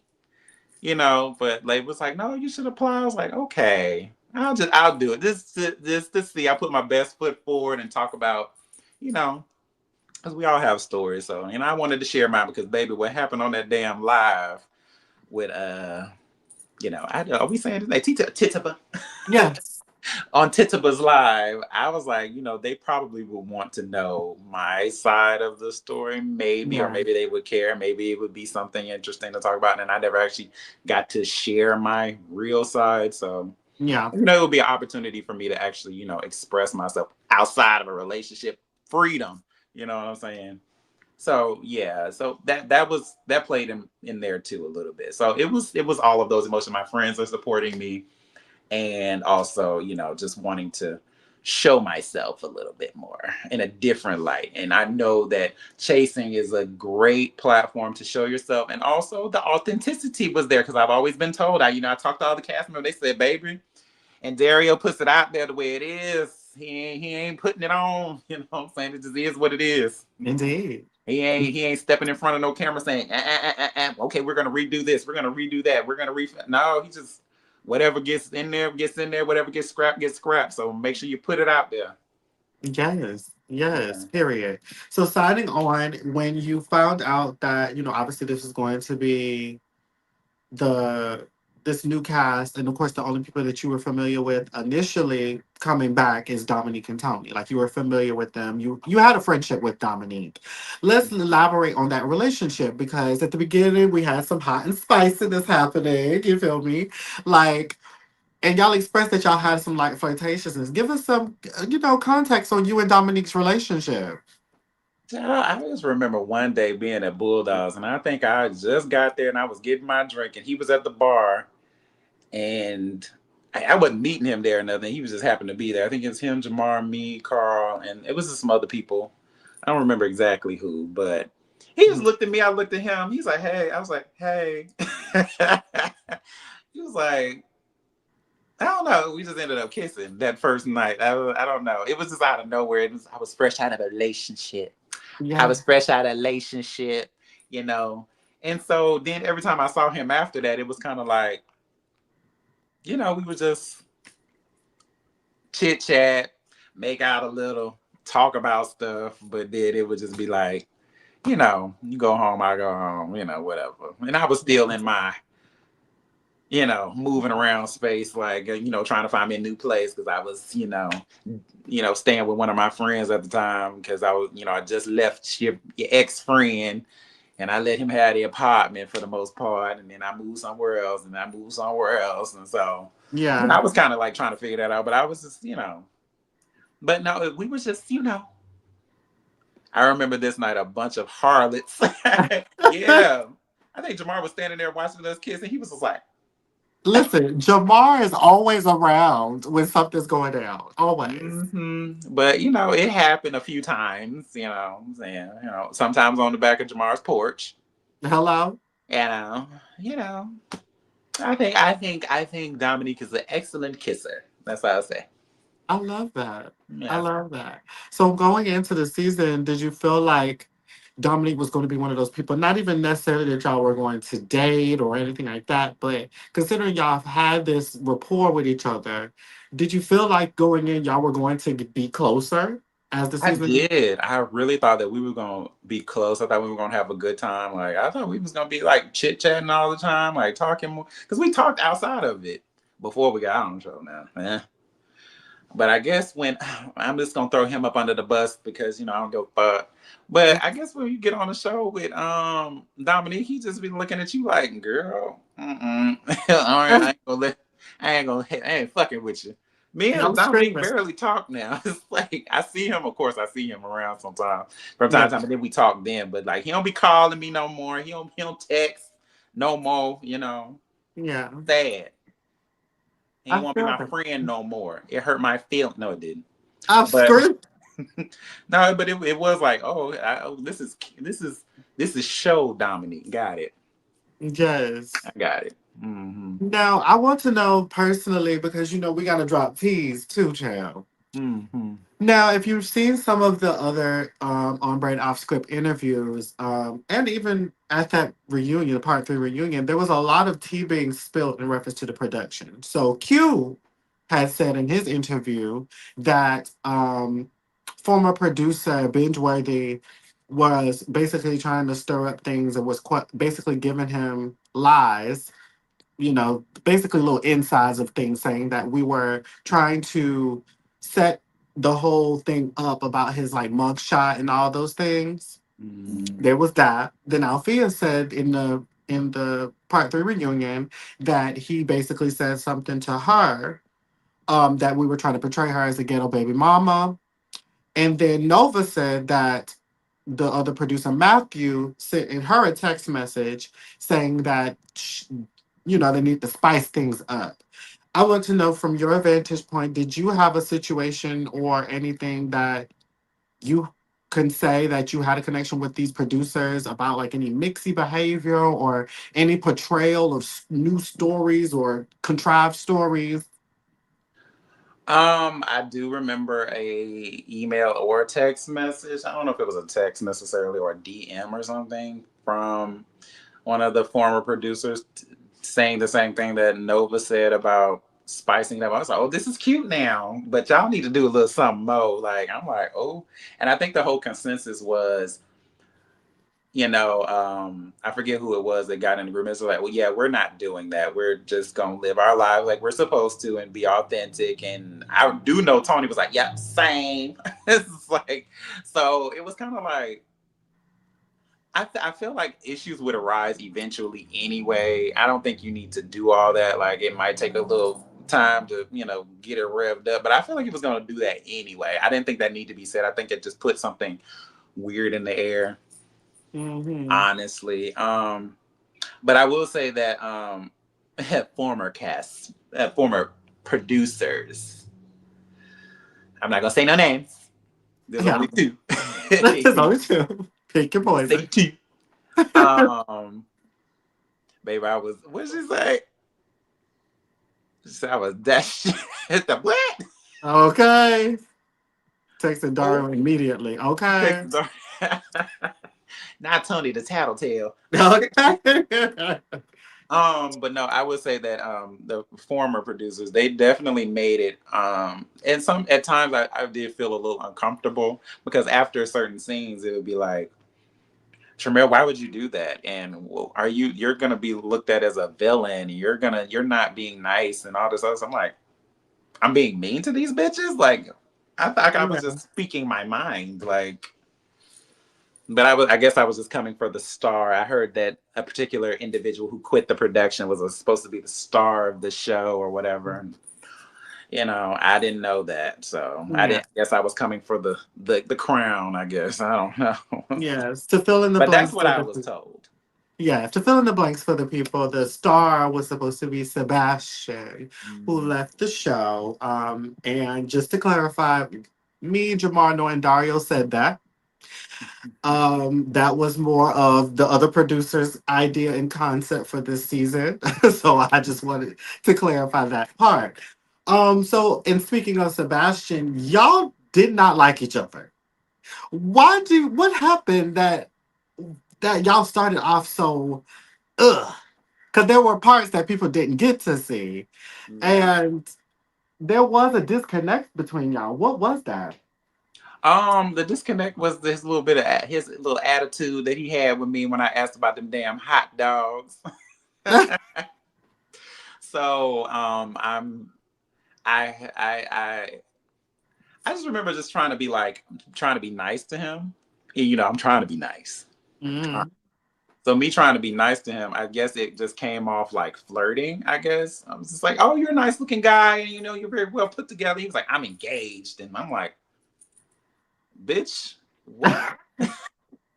I'm like, "Girl, you're not my type, but that's so great. That's so nice." And he said in the group scene, I guess when nobody's, I mean, that it was edited out, but when we first had that group scene where at the Fab event and he said, everybody was like talking about the hot dogs or whatever. He said some shit like, "Oh yeah, some of these girls don't have no taste or something because they didn't want to try the hot dogs." I was like, "Bitch, oh, you trying to play a little game?"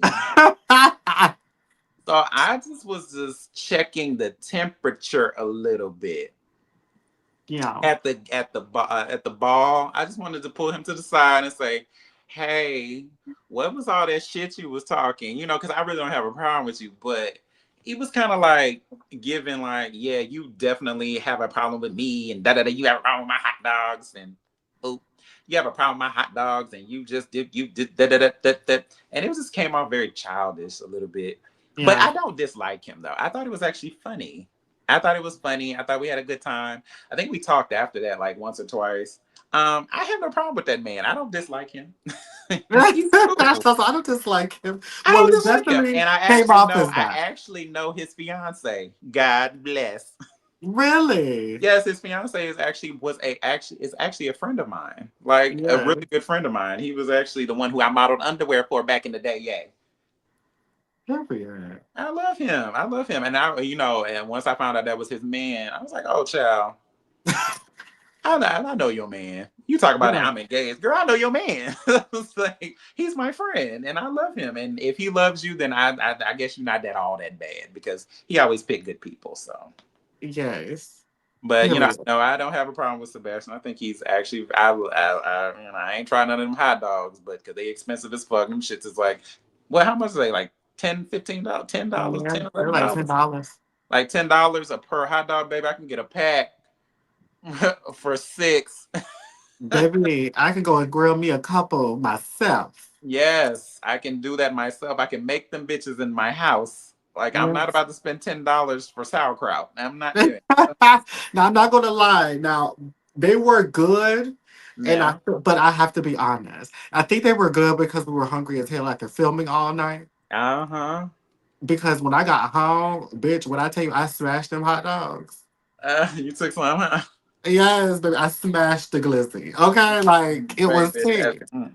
at the time I wasn't eating I wasn't eating no beef. That was gonna tear my stomach up. I'm trying to be skinny. That's when I started eating them goddamn hot dogs. That's why I got that pot belly. Yeah, you got a fupa. I got a fuppa. I cannot. I'm screaming. Hmm. No, okay. So going forward into the Chasing Atlanta experience, you obviously making your connections with any and everybody. You're doing the damn thing. How did you feel about the cast as a whole? You know, once you went through the entire experience, how do you feel about the cast as a whole? Like, did you enjoy the group as a whole versus when you were on G status? Oh yeah. Well, I'm not gonna lie. I enjoyed the G status. Well, some of them girls. Yeah. I enjoyed some of them, but no. Chasing this cast. I love most of them. Most of them. You know, they all good to me. Like at the end of the day, I have no problems with nobody. I ain't got no underlying no more like beef with anybody. I think, but I do think that this cast, everybody did their damn thing, you know, Yeah. in their own respective corners. But you know, I saw you see a lot of chase, you see a lot of drive, you see a lot of just energy. Like I felt the energy, and I had a great time filming. Yes. Great Period. time. It was funny most of the time. I was just like, ooh, child. Noel gave me a little run for my money. I was laughing, baby. I was laughing this side. Yes. You and Noel's moment was such a king. It was. It was such a king. And I Yeah, he just got love my. how y'all He got over it. told me up. He told me up, y'all. Oh my God, he spelled my name wrong. Ah, Ooh. he did. Tell myself when I looked up Tramel, it came up with horses. Like, what? I was like, yeah, Um, girl, it would if you spelled it, put an extra M in that mother. he definitely named you Tramel. He named me Tramel. Yeah, but I googled myself, and some other people pop up, but so do I. So do you. Hello. I So listen, as you're going through this season, the viewers as well as myself kind of felt as though you were consistently misunderstood. Do you feel like you were misunderstood through the season? I definitely feel like I was misunderstood because I think they were missing the point of my frustration with a lot of situations. Um, with I guess I can go with I guess I already explained the hot dog situation for the most part. Like, child, it was never about the hot dogs, it's about that attitude that you had about them hot dogs. Yeah. Okay. Who else? Who else did The I have a elite. problem with? The elite. The elites with the should I go by each one? I don't know. Who then name them? Which one? Let's start with your first like issue would mainly be with Ken. Ken. So it was never about his birthday. It was about just the message after we kind of like had an interaction that was negative because he I guess Sammy said it, he stormed off or whatever, and I let you have all of those feelings, no beef, no problem. I'm apologizing to you. I'm shooting you a DM right after, as soon as you're mad at me, to try to just like have a conversation about what's going on and trying to smooth things over. And he said that, I was fake as fuck and, I was full of shit and, I was too old. And I'm like, okay. And I still was letting him have all of that. I said, hey, baby, I don't have no problem with you. No problem. And I was fine with him calling me a fake ass bitch and fraudulent because I'm just like, baby, that's not who I am. And that's not what I'm trying to be with you. Yeah. But the problem came when he sent that group message to everybody about like, oh, I don't want to be around them girls. And everybody jumped to like, oh, what did they do to you? Why didn't they like Ken? Why don't they like Ken? It made it awkward. And that's where that issue came for me, not the birthday.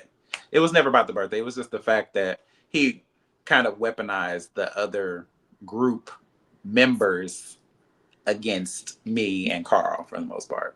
Yeah. And I was just like, don't do that. It's like I don't want there to be like division. I don't want nobody thinking that we're attacking you because I'm really genuinely trying to apologize to you and say that that's not the intention behind what I was saying or what I was doing. Because baby, I don't want to talk about your birthday. Your birthday was 3 days ago. I'm talking about this new man's birthday party who's apparently flirting with me that I couldn't recognize because baby, I had so much Hennessy in my system. So I'm just asking this man like what because. And this is what I got to say about Sammy's fucking ass. Because I ain't never had no problem with Ken. Ken, if you is my friend, I wanted Ken to be my friend too. But Sammy's motherfucking ass. But Sammy, that bitch with the nipples. Not like Sammy, but Sammy knew because I got you, your friend, your man's friend, is inviting me to y'all's house. And I ain't never been invited to y'all house by neither one of y'all. And both of y'all know me for years. Years. I didn't even get invited to the housewarming and I knew them. This is before filming all that. So Sammy, you fucker, how dare you? It was never about Ken. It was always about you, Buki. Because I'm girl, screaming. why is your friend invite me to a birthday? I'm like, girl, I'm looking at y'all two like, girl, do y'all really want me to come? Because the two bitches whose house the deed is in ain't said word to me about no birthday party that's happening next week that y'all been planning. Mm-hmm. And Sammy never told me that I was invited to this party. Sammy said we building and growing and we getting closer. Bitch, you didn't invite me to the birthday party, and your man didn't invite me neither. And it's his birthday party too. He didn't want me to come. So why is the friend inviting me? I'm just saying. Mm-hmm. So no, it was not about Ken's birthday. Ken's birthday was 3 days ago. I talked to Ken about that. But Sammy though, Yeah. this new birthday party that's happening next week, I ain't got no address or nothing. So I'm asking, do y'all really want me to come? Because y'all ain't give me no real information. I ain't get no flyer. I didn't get no address. I didn't get no time. I didn't get time to get a gift. Nothing. So do y'all really want me to come? That's my question. Valid question. Valid question, right? Sammy knew Very. that. I told his ass that. I was like, bitch, I ain't have no problem with Ken. It was you, bitch. You and your man. Didn't invite me to this birthday party. I'm screaming. Okay, period. So, where do you stand with Ken now? I mean, Ken is cool. I love Ken. Ken is funny. I think I've always thought that Ken was like a sweet person. I just think that he just, I think his sweetness is also a part of his like his not I won't say downfall, but something that kind of like makes him have barriers because he knows that he has a sweet like heart, and so he's kind of like quick to jump on a bitch like, Yeah. what you doing to me? I'm like, He's girl, come on. defensive. He's a He's little he defensive. so when he always saying like you can never play with the Ken doll or whatever, I said I get it now, Buki. I was like, girl, I ain't say nothing. But no, Ken is cool. I've always known Ken. I've always thought that Ken was sweet, and I've seen the things that he's done for everybody in this group. Not me, but I've seen what he's done for the people in the group, and they always speak highly of him. And so I can only believe that he's really like a really good person. Yeah. Yeah, he's a very nice boy. I really Yeah. think he's very sweet. And again, it's like, I think people like that, as you just said, is he kind of has a sense of defense because he Yeah. knows that he's so sweet. He don't want to get hurt.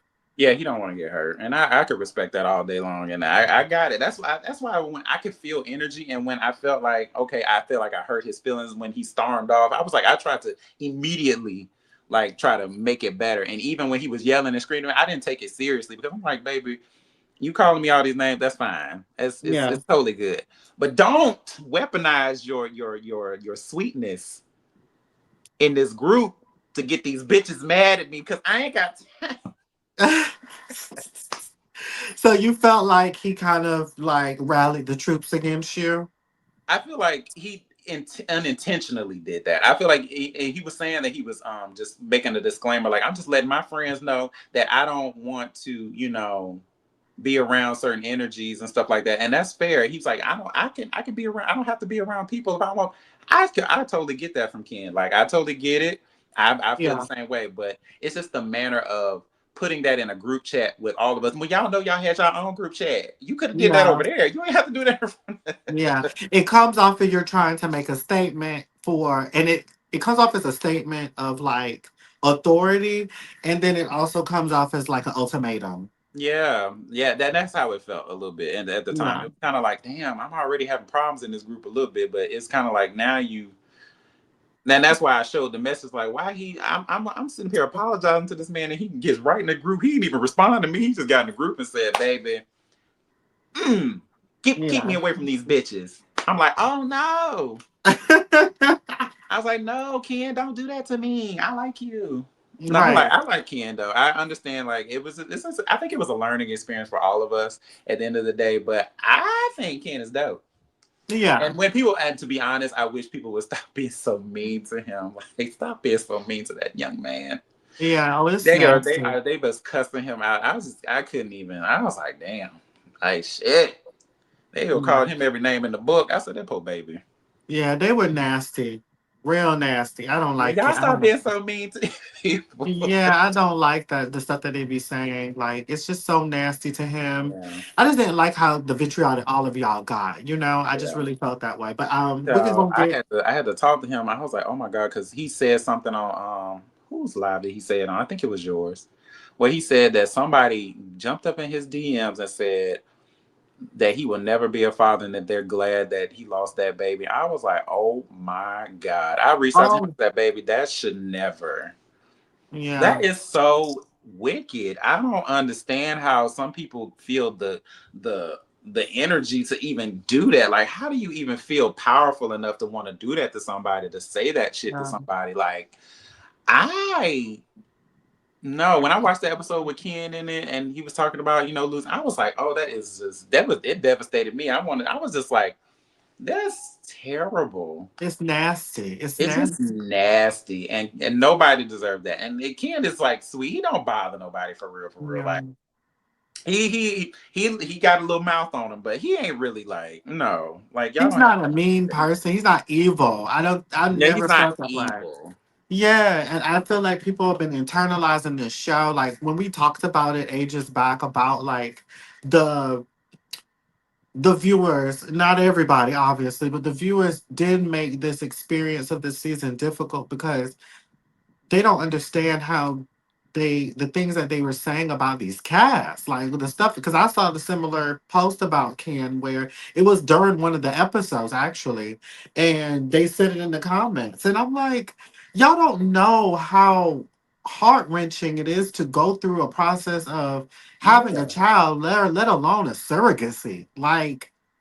I just don't think people grasp that concept. And just because you don't like somebody just based off of 10, 15 minutes or a simple moment that you may not 100% understand or agree with, you feel like that is the thing you should say to them? Like, yeah. I like how does that make you feel powerful? Like I don't get that. Like even with the I know people wrang my neck about it. I saw the little comments or whatever. Even with the Q thing where he was crying and he was saying, what was going on with him and stuff like that. And I said I don't give a fuck about none of that.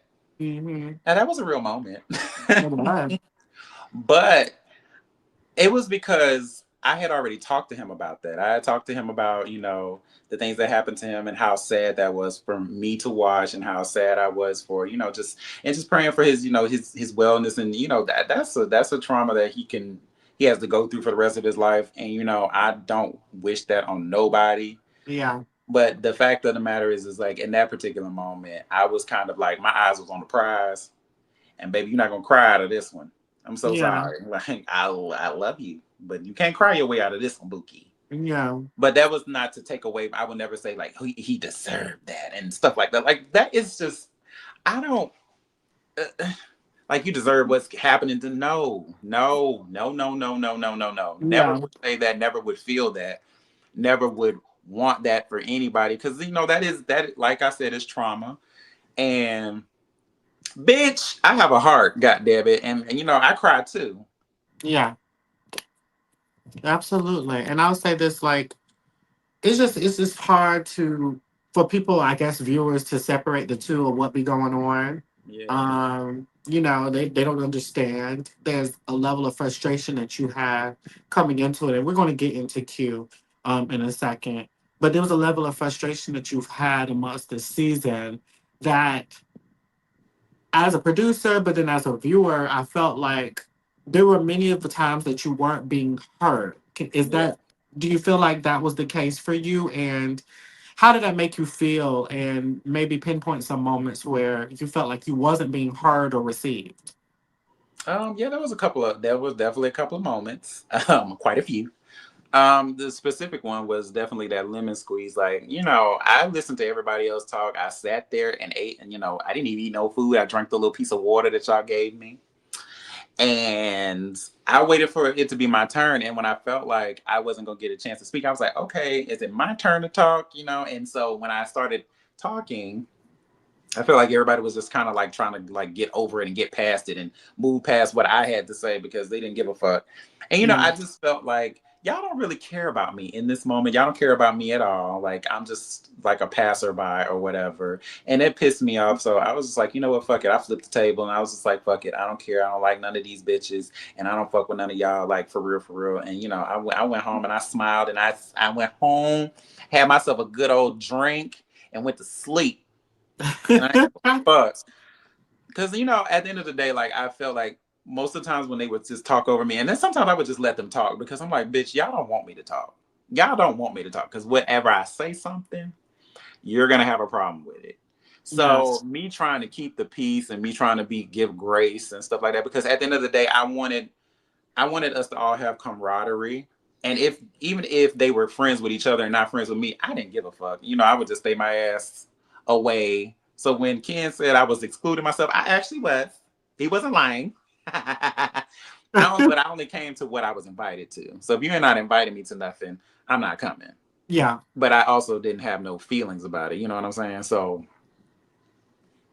but yeah, I felt like most of the time when I was in the group, they didn't want to hear what I had to say because, bitch, if I say something, it's just gonna make it worse. Because in Miami, shit, I tried to talk. I tried to say, hey, baby, you said you wanted to slap me, but you know, I wasn't mad at you about that. And you know what you were saying was cool. I just didn't think that it was appropriate, and I was gonna apologize for interrupting you. Well, why didn't you? Well, bitch, Althea told me that you and Ken was out in the back, you know, like, yeah, fuck that girl, you know, you don't, she ain't nobody, you ain't got to worry about her, and, you know, she get into it with everybody, and, you know, you just don't have to worry about her, and da-da-da. We had her there. I'm like, oh, they don't care about me. I said, so it just registered in my mind that Q didn't want to be friends with me. Yeah. He just needed a reason, I guess. So I just let him have it, and I wasn't going to apologize to somebody who just don't want to be friends because we were cool up until that point, and I just interrupted you one time. I can apologize for that. Like if it really was like that deep for you, you know, I can apologize for that. But then come to find out, you was talking shit about me. You talked about me with Twan. You talked about me in the group, saying that I was this and that, and I was jealous of Carl being with y'all, and I was on an island by myself, and I'm this lonely, just depressed, old, non-singing, non-talented, hot breath heifer. And so, I'm screaming.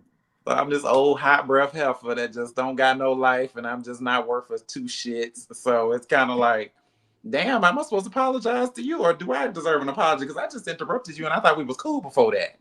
Yeah. So you was mad at me this whole time? Like I didn't know that we had secret beef. Yeah. Like all our pleasantries were fake. Like it kind of took me. I was taken aback. So when Yes. people are like, "Oh, Tramel, why you ain't had this energy for anybody this whole season?" Well, the only person I had a problem with throughout the season was Ken, and pretty much me and Ken, like we found a happy medium where we wasn't Yeah. even just gonna like argue with each other. And I actually thought we were gonna be cool later on. Like I think our little argument was very small pickings, slim pickings.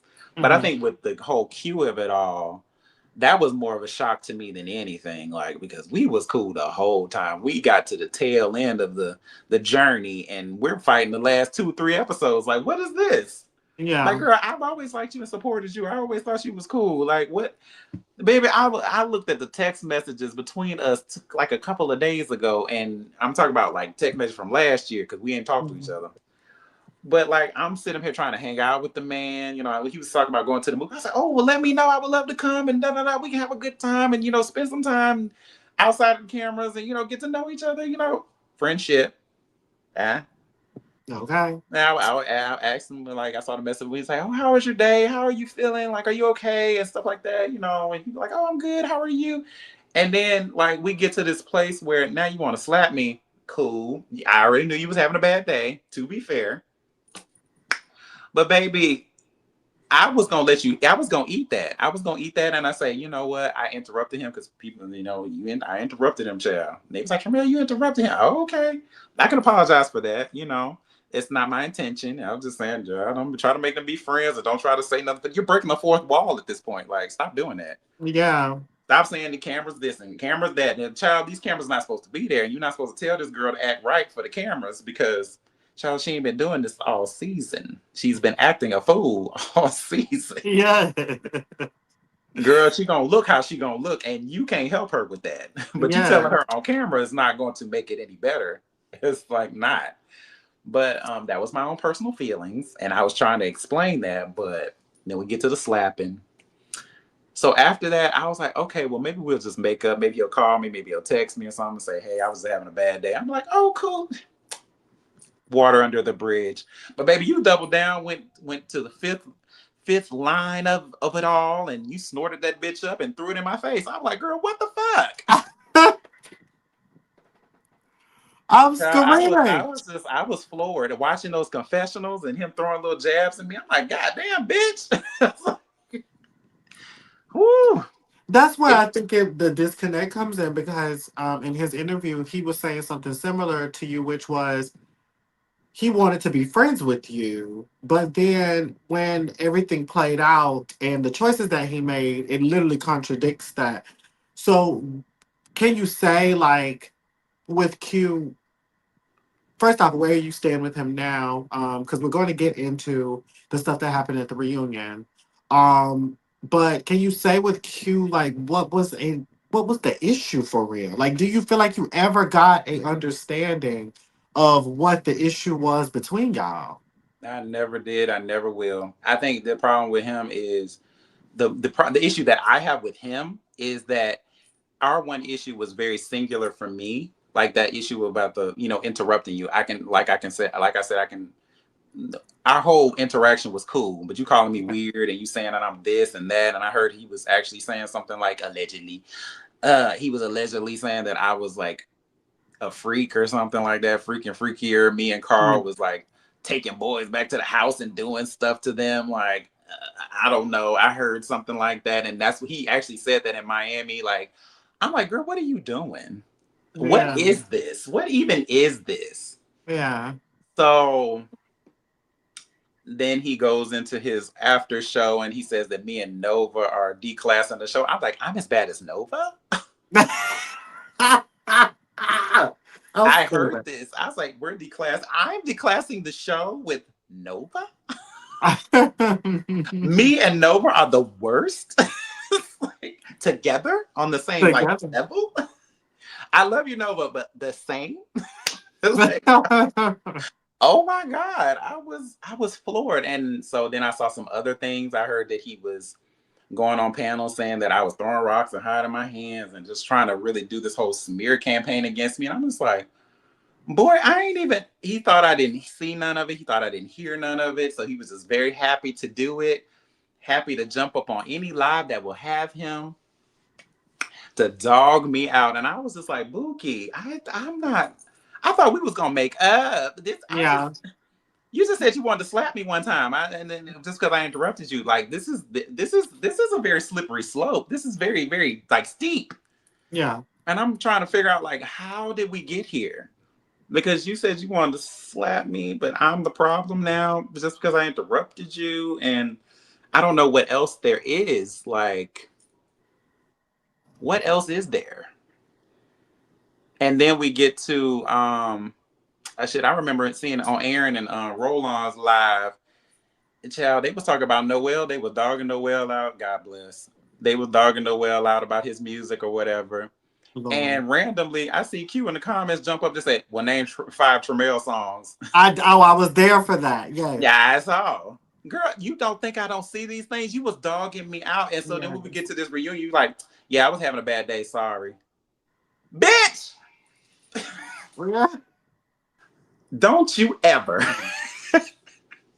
don't you ever just apologize for the little miscommunication that you was having a bad day that one day. Bitch, what happened with these 7 months of bad days that you was having on my ass? No, Bitch, I'm a baby. hot breath heifer because of you. You're freaking freakier. I'm freaking freakier. I'm dumb and dumber. I'm old and weird. I'm all of these things. I'm declassing the show. Like, bitch, what in the fuck did I do to you? And I had questions, and he was not answering them through them tears. And I was like, no, I don't want that from you. Yeah. I want something else. I want something a little bit more substantial to me. Yeah. You It can was cry about very all that other stuff, but interesting. I ain't do nothing to you to have you crying like this. So you need to explain that to me. Yeah. And so yeah, we're gonna get into part three. When it came down to you, basically confronting him about the things that have happened now off camera, where you've because this has been going on for a while. Like you've had it where some of his people and would DM you or like tag you in posts and stuff, but then it escalated close to obviously the part three reunion when you got a text message with somebody basically threatening you, Mm-hmm. basically and taking a picture of you saying like, "Oh, you better watch your back," kind of thing. First off, how did it make you feel? But then also, when it came down to you confronting him, was because it felt like that was your breaking point. Like you were just like, bitch, it's time because I've been cute, I've been kind all this time, but now you're threatening my life. Now I got to check you on it. How did it make you feel? And what was that? Your energy that you were giving, like, do you still stand by it? Like, do you still stand by everything that you said and did in that moment? Oh, absolutely.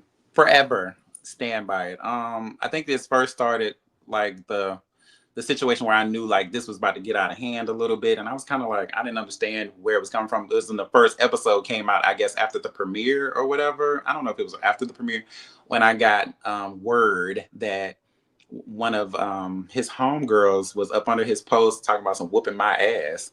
And I'm Hmm. like, girl, we just on the first episode. Me and Q haven't had no problem. Like, what are you talking about? So what is he telling you? Yeah, Because I ain't did nothing to him on camera for y'all to even be mad at yet. And he said he yeah, want to slap me. So I'm just trying to understand like why my ass need to be whooped when if I know if he told you about me, then he told you about Carl and Carl wanted to, and has slapped him. So yeah, why is it just Tramel? Like, so that was the first instance, and that happened in January. Of course, all the things were happening with him going on to different lives and talking about me, and he did his after show. I think it was episode 3 or 4 when he said I was declassing the show and whatever, whatever. I'm like, okay, he's really running with this whole thing. And so I just I kept quiet and I was like, well, maybe this is just a glitch in the system, whatever. We get to that actual episode where he's like, he threatened to slap me or whatever. And I post about just, I posted him just saying one thing and then flash forward to another thing where he's talking about me. I didn't even put the part where I didn't tag him. I just put on there, he's saying one thing and saying another, like, little delusional. But I'm saying the same thing that you're saying in the first clip. yeah, So, I'm agreeing with you in the beginning. But so that kind of like goes a little haywire. A little bit people actually watch it and then they were like commenting on it. He gets wind of it. He starts commenting on it. I let him have it. You know what I'm saying? As far as like what he was saying, he said, "You're not talented. You're not this. You can't do this. You can't do that." I'm like, "Hey, cool." His homegirls in the comments of the post cuss me out. Don't post to my brother and da da da. Hey, that's fine. Y'all do all of that. This is what Instagram is for. I didn't respond to any of it. He posted something on his Instagram, tagged me in it. Cool. The very next day after that, it was I think the episode came out on like a Thursday. Well, it came out on Wednesday, then it was Thursday when I posted that, and then Friday the next day, the day after that, then his homegirls actually started jumping in my DMs and they were saying the same thing. Don't post my brother and da da da da da da da da. You need to work on your music, girl. Work on that music, girl. I'm like, ooh. And he was reposting it on his page. And I was just like, okay. And then I started thinking about back in January with the one girl talking about whooping my ass. I'm like, all right, then this is we just doing a lot. Like, stop having your homegirls harassing me and threatening me. I just put out a little PSA and I was fine. I blocked them. It was whatever. I was never going to like make it a thing because this is Instagram, like people are saying. The day after that, child, I was in my own little zone, had myself a good time outside. Going home, get on the train. I get home and I get that text message from a burner number with my picture at the train station, ass flatter than a motherfucker. So I wasn't paying attention. So I would have tooted it out a little bit. So, and then they said, the text message said, "Yeah, watch your back, pussy. Watch your back, pussy. I got eyes everywhere." And I was like, at first, I just deleted it. I deleted it. I deleted the message, and I was like, because I thought it was, I was like, this is some weird spam, because I be getting spam calls and stuff like that. And I was like, this is some weird spam. Then, because I was so delirious, because baby, I had been drinking a little bit, and I got home, and I ran in the rain, and I was tired, and I was just want to take my clothes off. I want to get into bed. I was sleepy. I've been up all day, and then I had to think about it again. I said, oh my God, this was a picture of me at the. I said, wait, what is this? I said, they got my phone number. I said, who would send me this? Uh-huh. And so my thing was that happened on April 4th. The first reunion was April 11th, right? Where we had the red on. So I was just going to address him about it very lightly, to be honest. But then I actually got to sitting around thinking about it by the time we got to part 3, because I didn't get to say what I wanted to say in part 1 and 2. Because he pretty much skated by on me, and him and Yeah. Dominique got into it. I was like, "Oh no, girl, we ain't gonna let this slide. I gotta get you in part 3, because I just want to talk about it. To be honest, like I really didn't know if he was the one who did that with the text message, like the number, because he had my phone number. Like they have my Yeah. phone number. And I don't have any problems with anybody on this planet, to be honest. Not nobody who got my phone number who would do that to me. And I saw everybody at the train station, so I know who it was. Some little gay boys behind me. I saw that whole train station. I knew who it was. I didn't know them, but I knew. I was like, oh, these the girls over there. So I just wanted to address him about it, and just to ask him, really, that was me asking, like, do you know who did this? Like, at first I came out with the messages from his homegirls, DMing me, telling me now I need to work on my music and keep my friend I name out my mouth. Yeah. But that whole picture at the train station, that was different. That was me more so like seeing, and when he laughed about it or said, oh, well, I guess people just fuck with me. I don't know who did that, but I guess people just fuck with me in the city. Like, oh, so you don't give a fuck. Mm-hmm. Like, I'm really coming to you like, this is not okay. And so when he started crying to me, well, he started crying to everybody about what he was going through. I don't care. I care. Let's be clear. But I don't care in this moment, because, baby, you just laughed at what I was presenting to you, that people were threatening me, like, and harassing me in Right. my special phone and my own personal phone number. I don't give my number to people.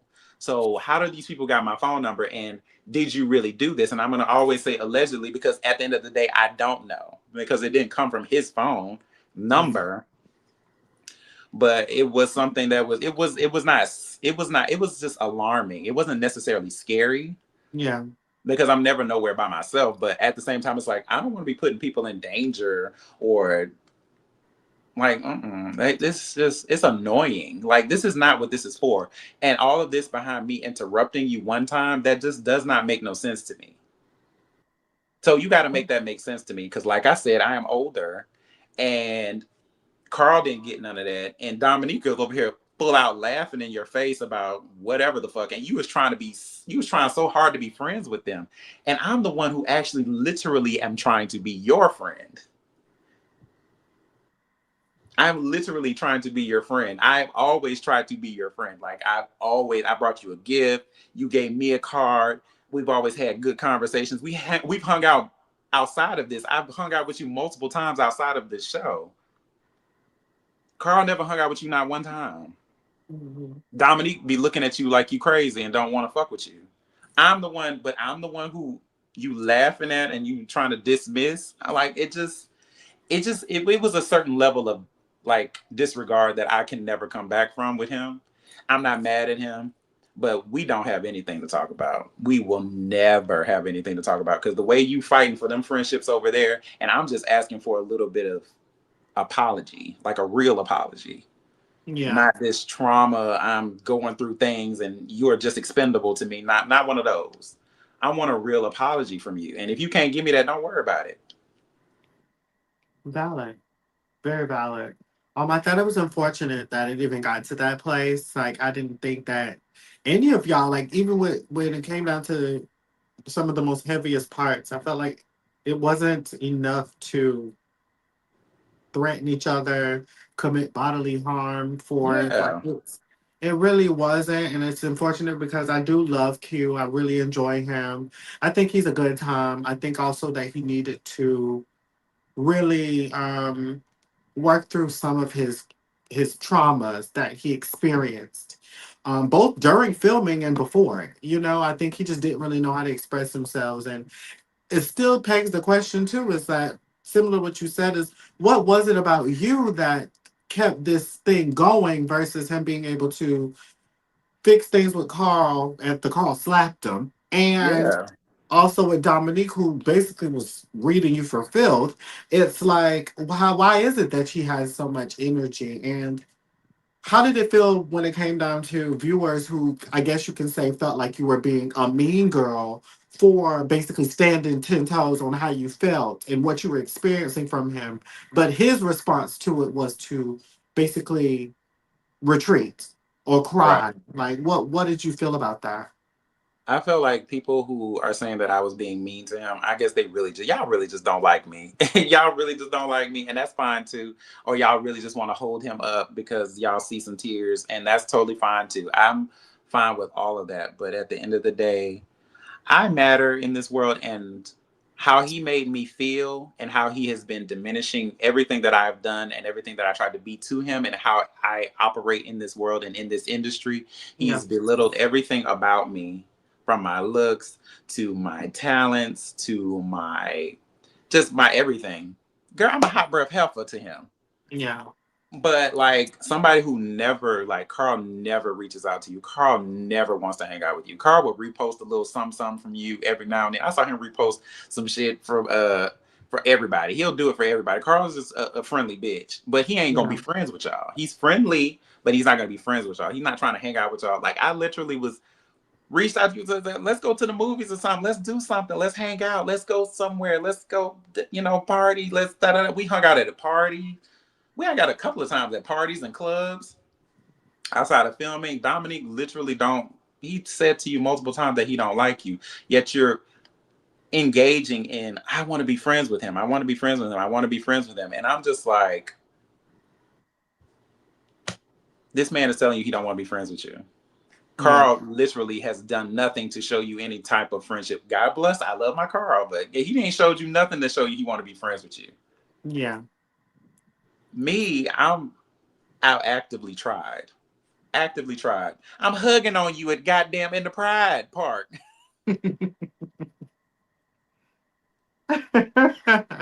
And bitch, you and now I gotta be threatened. Like, girl, where are we? I'm like, where am I?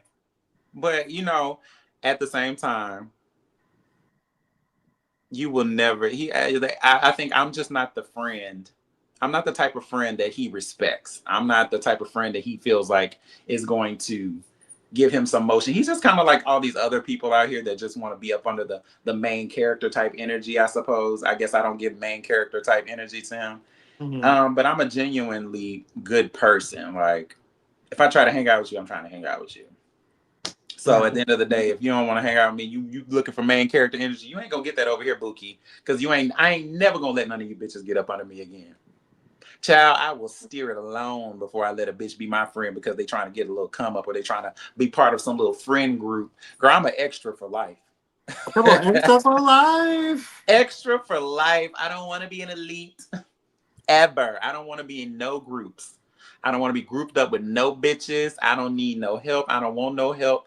I don't want to help nobody. You got to get it out the mud like the rest of us. And I Yeah. think that's what he's looking for. He was just looking for somebody because I think even when he talked, I'm telling Carl's business. Even when he talked to Carl, he's like, Carl, I love the way you navigating this show. You doing so good and da da da da da da da. Bitch, he slapped you. Why are you calling this man? Why are you calling him? Uh-huh. Why are you talking to him? He slapped you. I mean, y'all ain't got to be enemies or nothing, but girl, Yeah. get off the floor. Get off the floor, girl. Where is your dignity? Where is your dignity? Bitch, this man done slapped you on camera, girl, and I'm went out and screaming. smoked a black. It did. He went out back and smoked the black after he slapped you. And girl, you Did. calling him like, girl, you did that. What the fuck? But hey, I don't know. I don't know. I'm just gonna go over here and make my little badass music with my hot breath and just, Screaming. live my life. I don't know. I'm screaming. Call me Well, what he called me Tremelatosis. He gave me tremendous. so many goddamn names. I'm like, bitch, we ain't even been close to each other. I ain't bringing on you. Yes. Now, if I did, that was them. That was the liquor. If it was hot, it was the liquor. Not mind you, that could be true because mind you, that's all y'all did was drink. Drinking, All the time. drinking. Like, my God. Where Like, is your dignity? where's your dignity? But no, But I will say this and wrap it on up with Q. I no. wish him the best. I wouldn't. I'm not mad at him. I just understood. I understood in the moment when when we were at the reunion. I understood very clearly that I am, like I said, I am not the person that he feels like he needs to be friends with. I don't matter in his world. I don't matter. I don't fit. I'm not pulled up like the rest of the hoes. I don't have the main energy like Carl or the slap the shit out you energy that Carl got. I mean, I do have it, but I'm not gonna do that on camera because Carl ain't scared to go to jail. I am because I know you hoes will call the police on me because y'all want to see me go down. That's why I don't ever play with them for real. If we could square up and I knew that there was no guarantee, that was guaranteed y'all would not call the police, baby, we be whooping ass the whole time. But at the end of the day, I said to myself, I'm never going to jail. And I mean that on Bible. Never going to jail behind none of you hoes. Because I know y'all gonna call the police on me. I knew it. Because what I'm gonna do to y'all, y'all gonna want to call the police on me. Pressing charges. I ain't got time for court. Girl, leave me alone. Unless you hit me first, we got time. Okay. And that's that on period. And that's on period. Now, before we round out this interview, I have one more part to get into. So, obviously, in your first season, on Chasing Atlanta, both you and Carl were on this season together, and that's one of your best friends. How did you feel about you both being best friends and navigating this season together and also separately? Like, was it how you envisioned it to be? Actually, yeah, it was definitely how I envisioned it to be. I feel like people got a good sense of what Carl is really like outside of me, and they've gotten a good sense of what I'm like without Carl, but they've also seen us interact in our own little dynamic in a way. But I think what they should have taken note to, which I see a few people have, is that Carl is gonna be friends with a bitch that Tramel don't like, and Carl gonna run around and try to be cool with all the girls, and Tramel is going to fight for my right to party. You know what I'm Yeah. saying? I'm gonna stay where I need to stay and do and deal with people. I'm a real bitch. Carl is fake. Carl's a fake ass bitch that wants to be friends with everybody. He ain't really serious about nothing. I'm the real one. I'm really serious about it. If I don't like you, girl, you will know it. I don't make up easily. You're gonna have to make it make sense. But no, it Yes, just showed that Carl is like actually a bubbly, fun-loving person, but he also is a shit starter. he is. He gets He's the a shit job starter, but done. he's just doing it for the pure enjoyment of it all. It's like literally he does everything for the plot. He just wants to like stir some shit up and say, girl, you can't be this person in private and I'm gonna bring it to the public. You gonna have to see, they gonna see you. But me personally, I just I let demons be demons, and I don't be trying to expose the demons. I just let them be themselves because I feel like eventually it'll come out eventually. You know? No shame. Yeah, that's how I operate. But Carl operate different. But at the end of the day, I think us being together was a fun time. I actually loved it filming with everybody. To be honest, it was always good. It was Yeah, always good for me. I had a good time every single time I filmed. It was yeah. good. I got cussed out a few Yes. times. I'm like, girl, fuck y'all. Okay. So, obviously, season 7 is completed, and you already aware that there will be an evaluation that will be coming for all of the cast What of it season is? 7. I wasn't privy to that. Oh, you didn't? Okay, well, I'm going to let you know. You will be having an evaluation coming. Each one of y'all individually, you will be having a conversation in reference to y'all's season and interest on if there will be a season 8 for you. So let's say that you done had your evaluation and all goes well, and you're offered an opportunity for season 8. Would you take Um, yeah, no, no, it? I would definitely do it again, but there's a but. Okay. Y'all gonna have to catch me before I turn 43. Now we can't be doing no. I ain't doing no shows after 43. I'm so sorry. I'm weak. Y'all got a I'm, good 2, 3 more years out of me, so y'all better hurry up. I'm crying. Now you know the housewives. That's the right range for housewives. No, I want Andario to get a show going on for the older crowd, 40 and up. That's what we need. Okay. We need a 40 and up crew. That's what we Very need. Golden Girls tease. Very golden girls. I mean, we could just cuss each other out and go about our business, have our own little, I want to wear a little, I want to wear, what do they call them? The big ass socks. I want to wear compression socks. I want to sit Yes. in the like moo and shit and sit around and talk shit about each other. Like, I want to do stuff like that. Martini glasses. I want it to be Listen. like Gay Dynasty. Yeah. Oh, I love that. Yeah, we just read each other, talk about caviar that we ain't never gonna eat, and just cuss each other out. Okay. Listen, we're gonna hold on to that concept. Yeah, I love that idea. I'm working it out, honestly. Okay. We Listen. need an older crew so we can use like so we don't have to like worry about the age shaming and all this stuff because we're all old as fuck. Right. Let's just all be old together. Yes, all be I old together. I love it. So as we round out this interview, I'm going to list out every person from this season of Chasing Atlanta, and I want you to give me one word to describe them. Okay. Okay? So let's start off with Anchor himself, Dominique. Um, Mixie. That's a mixy ass little bitch. I swear to God, he just don't even be caring what he be saying sometimes out that mouth. Okay. Tony. Tony,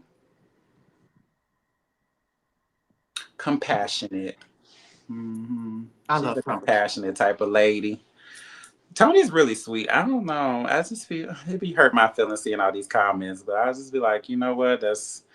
We knew this was coming. I knew it. We did. We I, did. And when you I, speaking real shit, you're gonna always get haters. yeah. Like people I are mean, gonna it's anytime you speak your truth, whether people agree with it or not, you're always gonna get like some bullshit. Especially if it's not a popular opinion. If it's not go, if you're going against the wave, you're always gonna get crashed on. But I think she's a sturdy rock. So, but she's also still very compassionate. She's just finding her yeah. her her space now again. Yeah. I will always say though, check on your strong friends. Yes, Tony, Shout out to Tony. Okay, Althea. Althea.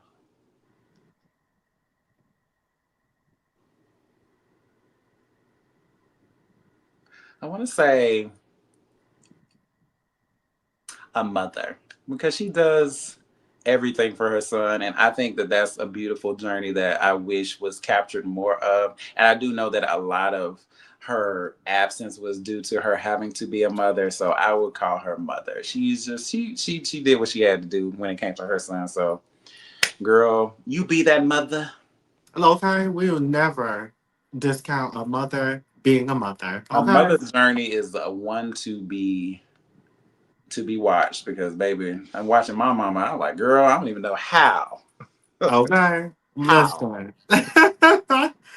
And she's a Okay. young mother too, so like my mama. Oh Lord, Yeah. I think she had her son around the same time as my mama had me. So being a young mother navigating through life and trying to make sure your son come up right. Oh my God, I can only imagine. But Yeah. yeah, God bless. God bless. Absolutely. Um, Noel. Noel, comedian. The bitch is he's, so, funny. he's Okay, so he makes me funny. laugh all the time. He's comedy and he's a genuine comic. Yes, he Yeah. definitely is. Kendall. Kendall. I will say Kendall is. I give him misunderstood.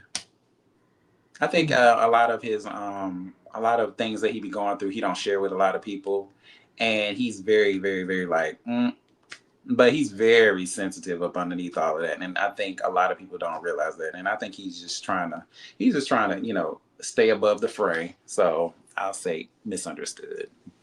Okay. Sammy. Sammy, fake ass bitch.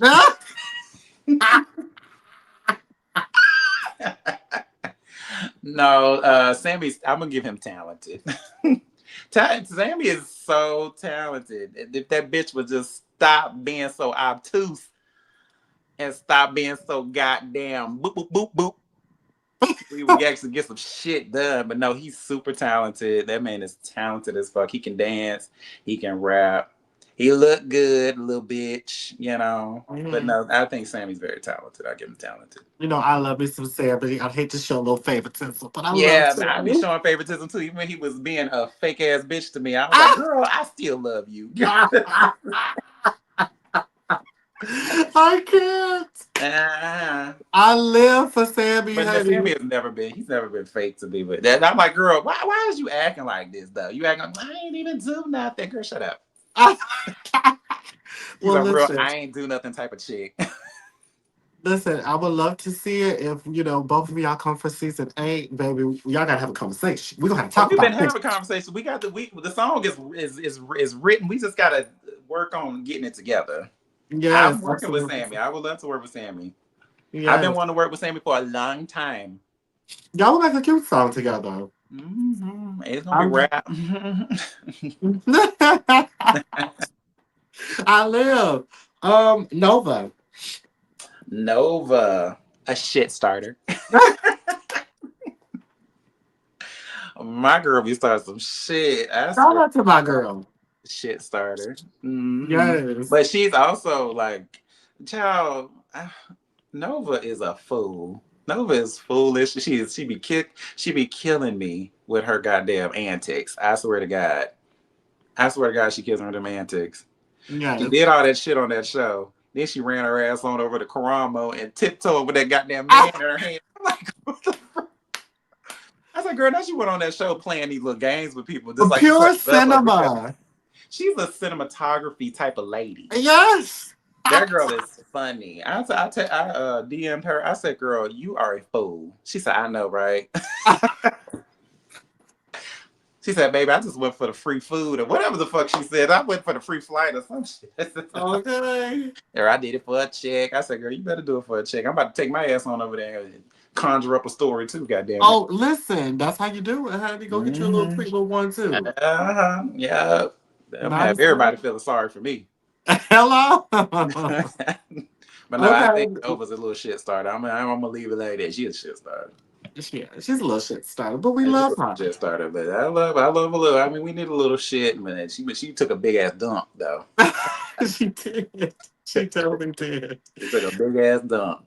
Okay, and I think this is the last one, but not least, is Carlisha. A fool. Fool. That's a fool. That girl is a fool.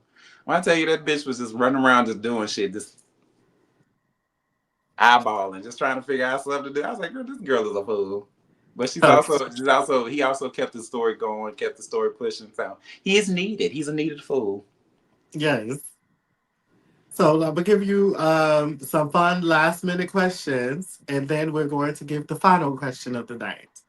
Oh. So this one is kiss, collab, or block. Oh. Yeah. So kiss, collab, or block. Noel, Q, Dominique. You already know, bitch. I'm a block you, obviously. Okay. I can't work with him. I mean, I can't. I don't have a problem with him, but I don't think we can have. Well, I don't think we can have a real conversation ever again in life. Like, I just don't think we can do that. We just can't. Yeah. I would kiss Dominique. I've already done that, but I would Yeah. love to collab with Noel because I think he's a great artist. Yes. Might I say, because I'm a huge anime girly and I'm a huge like TV girly, period. And one of the things that people do in TV shows and anime is they ship people. Mm-hmm. And what I'm not gonna lie, watching the show, I was shipping you and Noel mad hard. Like, The shipping us. yes, I was shipping y'all. It's just something about y'all energy that just felt like old married couple. We are an old married couple. I've hugged him Yes. very closely a few. Yes. A Now very I think we intimate hug. flirted a little bit. I ain't even gonna hold you. We flirted a little bit. Not in the Yeah. beginning when he was talking about it. I'm like, girl, no, that didn't Yeah. happen that damn fab night. I didn't know you did. And you had on a piece of a slit of a dress, and I was like, girl, I can see your butt cheeks. It's like, what is going on? But Yeah. no, I think we have flirted a little bit. I think he's a good energy. I think I really like Noel's energy. I really do. Yeah. He's a sweet person. He's got a nasty little mouth, but he's a sweet person. They're Yes. all Yes. really sweet. I just think that sometimes we just don't mesh. Right. I think Q is really sweet. I see his heart. I really, really do. I see his heart, but I don't think I think the problem is literally not with me. And I can say that very the problem is not with me wanting to be friends with him. It's him respecting me as a person. Mm.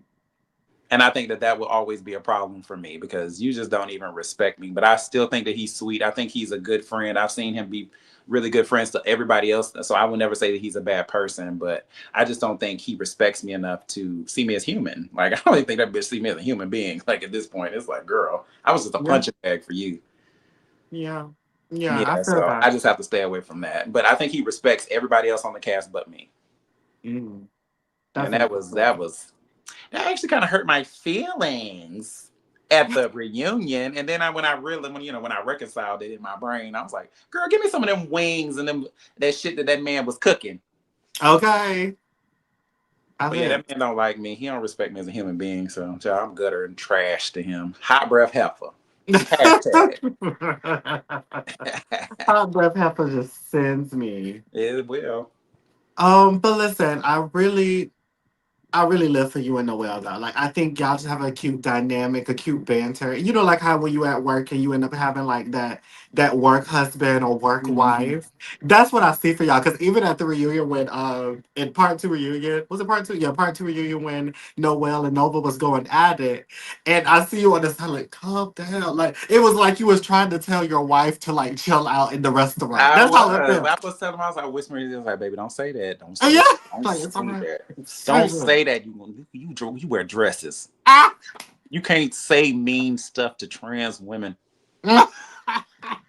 You wear dresses.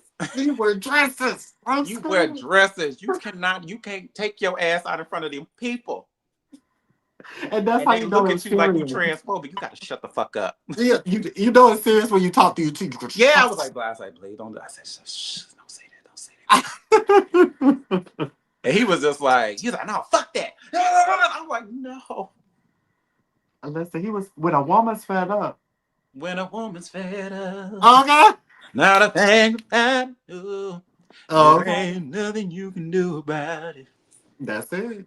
Yeah, That's it, honey. that was it. That is it. But I live for Noel. I live for my. And did I say Kendall? I don't want to make sure because every time I play this game, I always end Oh, up forgetting somebody's name. no, I said Kendall. Ken was misunderstood. Misunderstood. Okay. I had to make sure because I don't like to miss nobody, child. Yeah, I But was thinking too. I was like, ooh, it's like, yeah, let me make sure, honey. But in the last question of the night, I would like to give you when people leave this interview, what do you want them to understand about Tramel that they maybe didn't before? um, my silence is not a weakness. It's me literally trying to give you grace to come to your senses to stop fucking with me. But if y'all just want to keep going down that path, you will get to meet the real me eventually. Okay. But also, like, I do give a lot of grace, and it's only because I don't want people to think that, your feelings are invalid with me. And if you say something to me, I'm going to actually think about it. Like, I'm actually going to take it in and be like, what did I do wrong? It might take me some time, but I also want people to know that I'm rational. I think about the world. I have a lot of thoughts about, politics. I'm a real person. I live a real life. I don't think I think very highly of myself in as far as my, just who I am in my demeanor. But y'all can give me criticism. I don't care nothing about y'all talk about my music. I don't give a fuck. Girl, it's still gonna get made, and who likes it, and who don't like it, you don't have to buy it. And I love y'all. I love everybody. I love everybody. I think everybody's cool. I respect everybody's craft. And I want y'all to know, girl, I ain't no hating ass bitch. Because I support Okay. everybody. I listen to everybody's stuff. Okay? Yes. Yeah. Period. Well, you made it to the end, bitch. Yay. We Are we love doing, you. are we doing questions or is it too late? What time is it shit? We can definitely do some questions. But how are you feeling? You made it to the end. Oh yeah, this was fun. I feel like I talked about a lot of You shit. did. Oh, child, the replay game gonna be on. Oh, it's gonna be on and popping in the replay game, honey.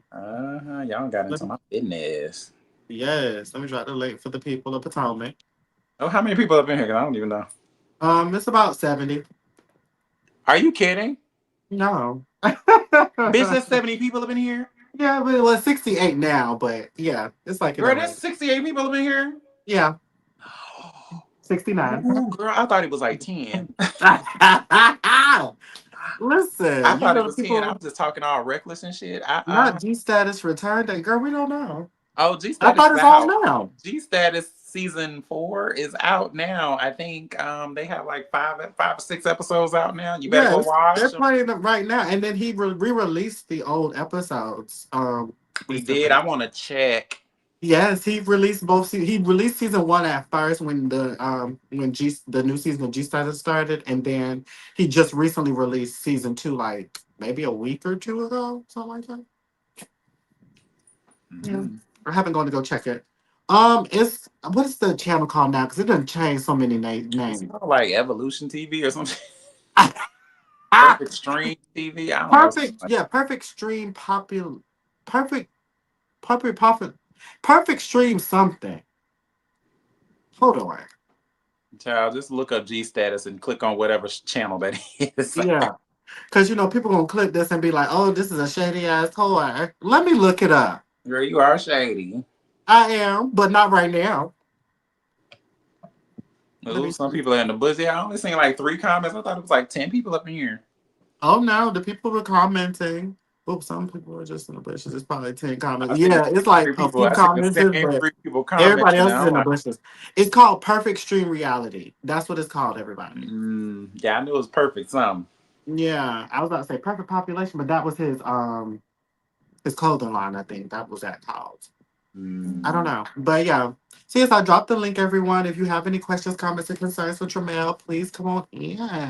And yes, to the viewers in the back, make sure y'all go ahead and like this video up. Tell us what y'all think of this interview. Did y'all like it? Enjoy it? You want some more of it? Yeah. Uh, old lady who loves this stuff. Yes, Janice. Shout out to you. But yes. So tell the people what's next for you right now, Tramel. I'm still trying to get my new apartment together, and I'm working on some new things. This new music is rebranding. I want to make fun music, like I said. I want to make more pop, hip hop, catered music. Nothing too serious. Never again. I'm so past that. But more than anything, I'm just working on, my body, not trying to be a fat ass Kelly Price no more. Cause I was judging myself too in them damn confessions. I was like, God damn, look at that stomach. Woo, bitch. Not Oh, looking at stomach, Jesus. I don't want to be a fat ass Kelly Price no more. I'm trying to be like I said, Kelly Rowland. So I've been working Yes. on my fitness, and I can't wait to debut my new body in about 3 months. And I really have just been chilling. I've been chilling, staying out the way, child, just put up, not bothering nobody, girl. I will go back into hibernation. If I make it to season 8, then y'all will see me again in this space. If they let me come through, maybe I was not enough. Yes. I feel it. Let's say. JT, who isn't coming back to the scene in Atlanta? None of them. Honestly, we all are coming back. Everybody's Y'all coming ain't back. coming back. Yes, we all are coming back. We're actually gearing up for season 2 right now. So I'm very excited about it. But as of right now, Tramel, I want to say personally, thank you for being here, obviously. I enjoyed this interview. I thought it was fun. We got into some things. Oh, but then also personally, I want to tell you, like, I'm very proud of what you are doing, where you're going. You went through the things that you went through, not because you couldn't or because of circumstance. I feel like you went through the things that you went through because it was a part of your journey to really get to where you are today. And it was a lot of character building. Yeah. And so with that, like, when you have the journey of Jesus, when Jesus have a plan for you, sometimes you may not agree with everything that happens, but it definitely is for your good. Hindsight 2020. Like a lot of things were hurtful, but in the long run they became helpful because now you have built your life and yourself into a new person, a new place. And you Yeah. should be very proud of you. And I'm excited to see your next chapter. Oh, thank you, child. Don't make me feel good about myself. Don't beef my head up, honey. No, it has been a journey. I'm gonna go into 40 with my head held high, Bookie, but not before I turn it. Mm-mm. I'm gonna be a cute little 39 until that last day. Yes, The last day. you will still be able to say I am in my late 30s. I am in my late 30s. I'm not even say late. I just say 30s. I'm in my 30s. Yes. In my 30s, because baby, when I was 30, when I turned 37, they were like, "Oh my God, you're 40." I'm like, "Girl, I've been hearing this for the past like 3 years now. I'm tired of Yes. y'all. Like, I ain't 40 yet. It's like, stop trying to push me over there. I'm ready to go, but girl, don't push me. Yeah. Don't push me. I want to enjoy my 30s. Like y'all is pushing me in the 40s because I'm gonna enjoy my 40s. Because when they come, baby, y'all ain't gonna be able to tell me nothing. Yes. Y'all can't tell me nothing now. They're talking about Okay. you're 40. You're 40. I'm like, girl, no, I'm not. Not yet. And if even then, if you was, you look like an amazing 40. Hello. Oh, thank You you. look great, bitch. So I live it. Yeah, these girls done gave me gray hairs though, child. All that stress. I was like, oh. Every time I film something, I get 3 gray hairs. I'm like, bitch, Okay. bring the sheen. Bring the paint. Bring the Bring the spray. paint. I want to be painted. See, I got this one gray one right here. I'm screaming, period. Listen, I got some in my head, like this the wig, of course. But under this wig, there's some strands of gray, honey. I've been through it. And that's some strands of gray. Yes. There was a I part got of me that kind of want to like dye it all white, like Storm. oh, You feel me? I feel like it's Aurora doing too much, Monroe. though. You want to be Aurora Monroe? Yes. Yes. I really feel like I should. But then, like, it's like I feel like I'm doing too much. So I don't know. I might try it still. I don't know. Why You not? gonna watch X-Men 97? You know I am. Are you gonna do a review on it? You know I am. Okay. Like me and Carl already talked about us reviewing, Well, so you need fuck to her. come. I might come through and do that, Jen. Yes, come through. Cause I'll I'm so pop it. excited. I'll be a guest every now and then. Yes, I I have would a love question that. for Travell. Is the name of your new album gonna be "Stupid Ass Dusty Ass Bitch"? No, it's gonna be no. Now, Ken did not say that. He said "Dirty Ass Dusty Ass Bitch." Dirty ass Dusty Mhm. Ass Bitch. Yes. Yes, he did Ken say makes me laugh. I swear to God, that baby has always made me laugh. You dirty ass, dusty ass bitch. I'm like, girl. that. I said, this is not a real place. It's not a real place. It was definitely a time. But I might have to get Ken on the song. Like, Ken, can you do that one more time? Just do it. You dirty ass, dusty ass, dirty ass, dirty ass, dirty ass, dirty ass, dirty ass, dirty ass, dusty ass bitch. Yes. That is hilarious. I think I want him to do that, like a little run on. That would be a cute song though. And Ken, where you at, Ken? Let's work Okay. on it, Bookie. Listen, I live for it. Yeah, I would live for it too. Ken is funny. Yes. Yes, so Y'all so stay did off y'all my friend. Y'all did have some good commentary for X-Men 97. I loved We it. did. We was just rolling out with them late because child, we were watching that damn episode late as fuck Yes. every Hey, time. Hero, how's it going? Hey He needs to JT, wear hey that bottle. Tramel, how's it Yeah. going? Hello. Oh, can you How guys you? hear me? Yeah, we hear you. Okay, good.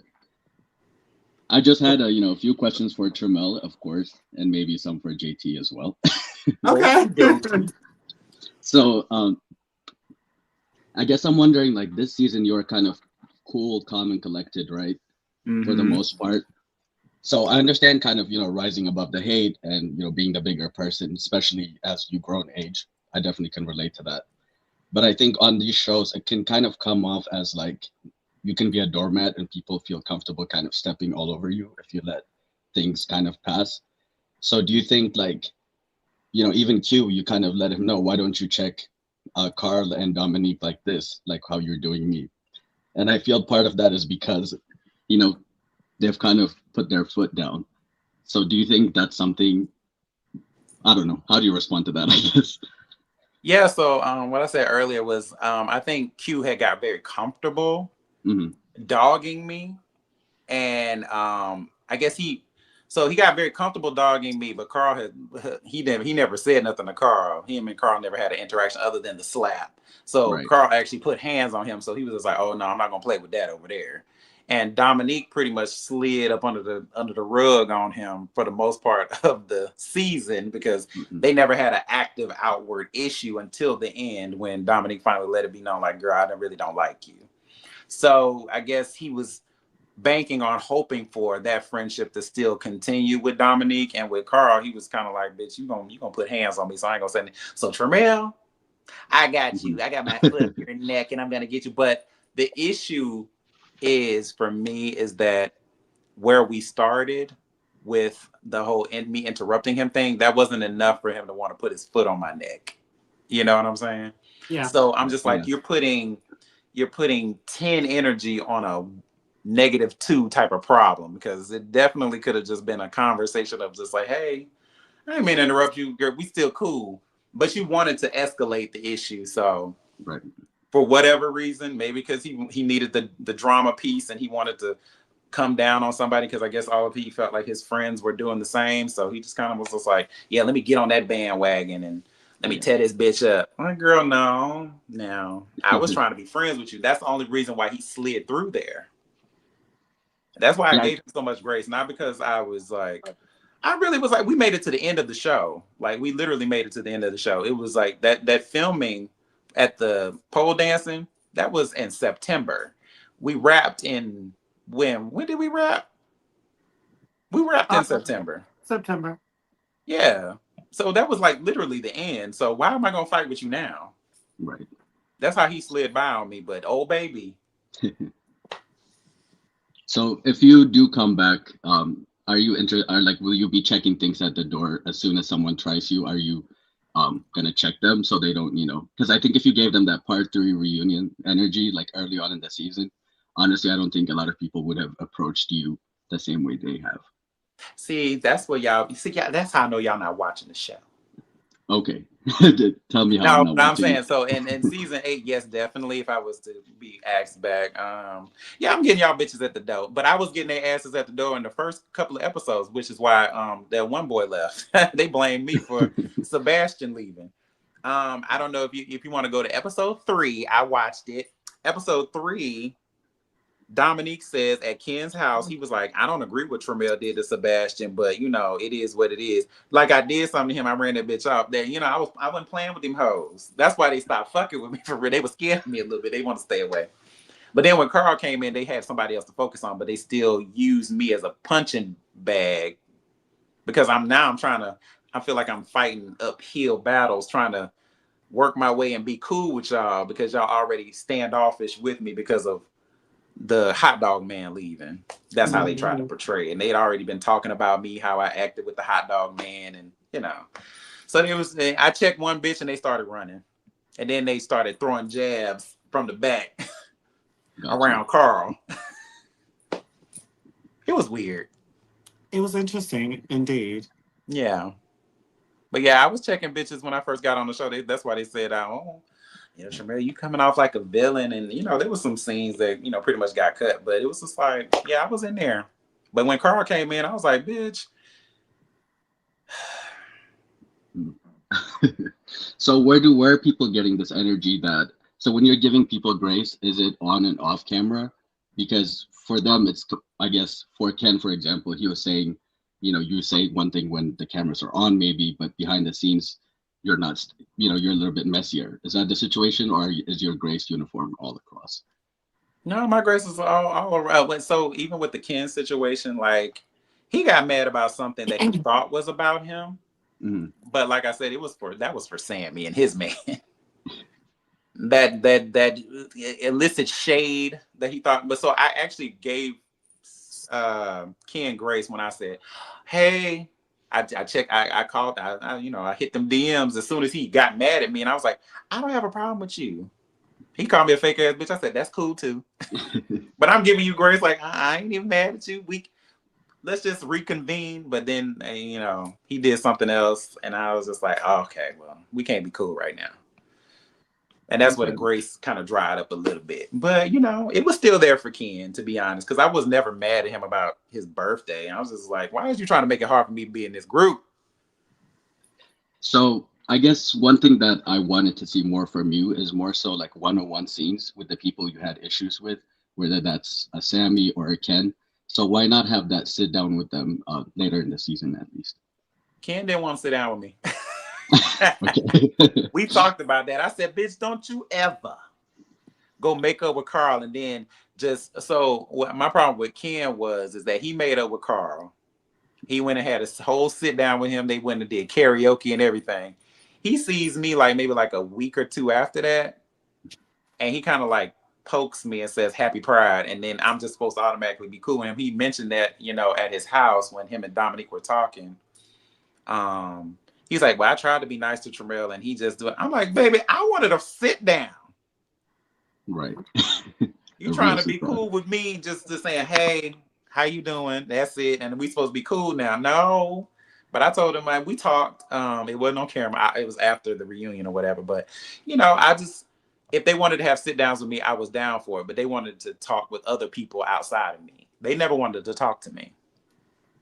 Got you. I was never not down for it. I went and talked to Sammy a lot. And I told Sammy a lot. And he did what he did with the information. Nothing, apparently. He just pretended like, oh, Tramel's whatever. But I talked to Sammy a lot. When I never had a sit down with Noel, obviously, because he was gone a lot. Ken didn't really josh with me like that. And me and Q, that situation happened so late in the show, I couldn't have a sit down with him. So, yeah. It was just not timed. Ill-timed. Right. Because as a singer, we definitely needed you at that karaoke event. That felt like they didn't invite me out there. We wanted to sing. Yeah, that was your lane. So I was surprised, And then Carl showed up. I was like, so why can't Tramel show up as well? But I wasn't invited to the house. And then, so kind of speaking about Sammy as well, you kind of mentioned this, and I wanted to ask him on his interview, but I missed it. I think when you went to visit him, when you guys were talking about the text and everything, and you were kind of actually, I thought you were pouring your heart out. You were talking about friendships and particularly, your struggles with friendships in the past. Yeah. I think his energy in that moment, at least the way I saw it just from the screen, it didn't give that he was taking you that seriously, or maybe his loyalty has already been swayed one way or the other. And that was surprising because I'm like, doesn't he know Tramel longer, or don't they have history before? So I felt like he should be, to your side, if anything. So where do you think that division came in there? I think it's kind of like I'm about to throw Sammy up under the bus. I think it's kind of like what you said. I think Sammy was looking forward to a friendship with Ken and like a less drama-filled situation because they were building their own friendship outside of me and Carl and I guess Althea and I guess Tony. We were the extras and they were building their own group.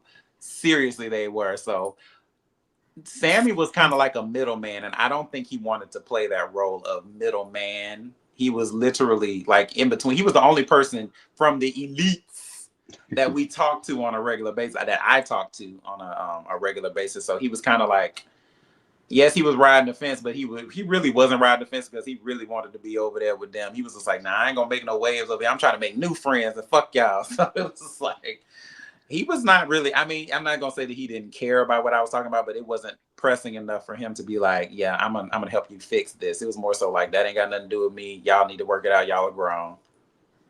Yeah, no, I agree. I don't think he was a fence rider. I actually thought he made up his mind. Yeah, he made up his mind, and it's okay. You know, you want to be friends with the cool kids, saying I'm an old ass bitch, you know, with a hot breath, you know. So, girl, that you stay away from over here, girl. You can go on over there, be with the rich girls, and then the pulled up chicks, and the girls around your age, and you know, there's nothing wrong with that. The non-Genesis No, I lovers, think he was really legit seeing, like, you know, they were spending a lot of time together in real life, so it was kind of like, okay, I get it. He really was just like, yeah, I'm over here with these people, so let me ride with that. Got you. And then I guess one of my final questions is, so when it comes to this whole group texting, right, group division, elites versus extras, it seems like the whole group chat that you guys had was dismantled because you guys brought up, you know, what happened in the group chat into the scene, right? About like the whole Noel thing, about the horse rider or something. So it felt like maybe people wanted to, you know, separate themselves and have their own group chat kind of thing. So I can understand maybe why Tramel and Carl were left out of the group chat because you guys brought it out. But why were Althea and Tony not included in that group chat, do you think? Because they're your friends? You would have to ask the elites. Because my theory is that they can't say anything about you guys in front of their friends, which I presume would be Tony and Althea that you guys were closest with. Is there truth to that, you think? To be perfectly honest, I think okay. So you want to talk shit in the group chat and feel safe that it's not gonna leak. Well, come onto the I scenes. think there's that element. Yes, there was that element of, you know, secrecy or whatever, because that did come from the group chat that we were all in. We were all in that group chat. So when Carl brought that up, that Noel and me had an issue in the group chat, and Noel was definitely not going to talk about that on camera because he was just like, he had said in the group chat, he was like, yeah, don't bring this up because that would be late. I'm like, bitch, you just cussed me out. Now we got to pretend to be cool on screen. So it was like, oh, you trying to force me, and you trying to gaslight me into silence. But Carl wasn't gonna have that, so he was gonna bring it up, and I was down for whatever at that point. But you know, like I said, I give grace, because if you really don't want to talk about it, we ain't got to talk about it. We can talk about it like it happened offline. We can keep it offline for all I care. But Carl was like, no, we ain't gonna do that. We gonna make a good season. So he was like, bitch, we talking about it. But that was not the reason why the group broke, that the group chat split. So the reason why the group chat split was because that same night, you know, of course, the Nova Althea happened, and they got into it in the group chat real bad, Althea and Nova, and it was not healthy. And I told them, I was like, please don't do this. Like, y'all need to stop. So they went to their own separate group chat, and it's not because I don't think they didn't invite. I think they didn't invite Althea because they were like building a relationship with Nova, probably, to their group chat. But also they could have had a group chat with Althea, but Althea literally said in her email that she was quitting. So I think that she was still in that limbo space of, girl, we don't even know if she's on this show no more for real. And Tony was not a part of it because Tony was having problems with just her Instagram, period. She had lost her Instagram at one point, and she was out of the country a lot. So Tony was just pretty much out of pocket for most of the group dynamics. So she wasn't in their group chat because of that reason, I think. And I think Althea was pretty much like, I'm quitting. I don't even really want to be around y'all. So it was kind of like, girl, why y'all gonna put her in a group chat? So that could have been a couple of things why Althea wasn't in the group chat. But I don't think it was because they were scared she was gonna talk about us, or that they were gonna talk about us in front of her and she would tell us. Because Althea has good relationships with a few of the elites. Right. Makes sense. Okay. And then, did I forget my last question? Hold on. What was it? I had to do something with. Oh yeah, you guys were at the Red Dress Run, but there was no link up in New Orleans. So I was surprised, if we have a couple of cast members there, why can't we have a scene, or why you guys didn't meet up and have fun and commingle. Ooh, I'm about to be messy. Go for it. um, so for me and Carl, we were there. Yes, we were at the Red Restaurant at the same time. Then I ran into Sammy and Q saw Ken.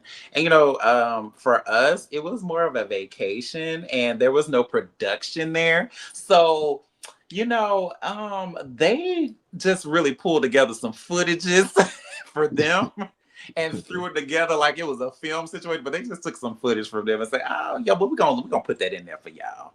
But we weren't a part of that because they was on their side, we was on our side. We was having fun, they was having fun, but they were recording all that stuff. We wasn't recording nothing. So that's probably why. I think that I did hear that they linked up with the Chasing Orlando guys and girls. In LA. So yeah. But See that. we wasn't trying to film anything. So they filmed their own thing. That was them. That was self-produced. Nope. We love it. So that's like Tony in Australia. We love Yes. to see Okay. In Australia.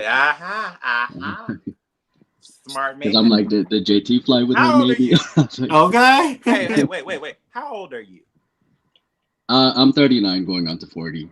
Oh, you sound grown. I'm What? joking. Now you actually sound like you in your 20s. How old are you?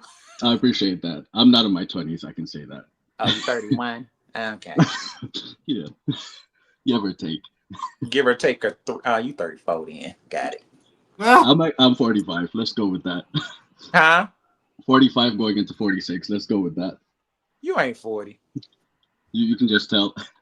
Yeah, I can tell. You don't ask questions like a 40-year-old. I'm screaming. Oh, That's not not shade. That's immature. just like No. you really are like, yeah, because a 40-year-old ain't even gonna ask no question like that. They're like, why you hanging out with them young ass motherfuckers? Okay. Okay, let me ask you a grown person question then, if I can find Okay. it. Okay. So how was it reviewing that season that you were actually on, and did you get any heat from your other cast members on a weekly basis, kind of pushing your propaganda on one of the most watched review shows? Oh, that's a good question. I didn't actually get any. Well, I don't know if I got any necessary heat because at the time, I mean, a lot of us weren't even. Well, I wasn't speaking to. They weren't speaking to me for real. They was going on other lives talking shit about me. So, I think in my review, I was trying to be more like cautious of what I said. I just reviewed what it was, and if people ask me questions about my personal experience, I would just give that.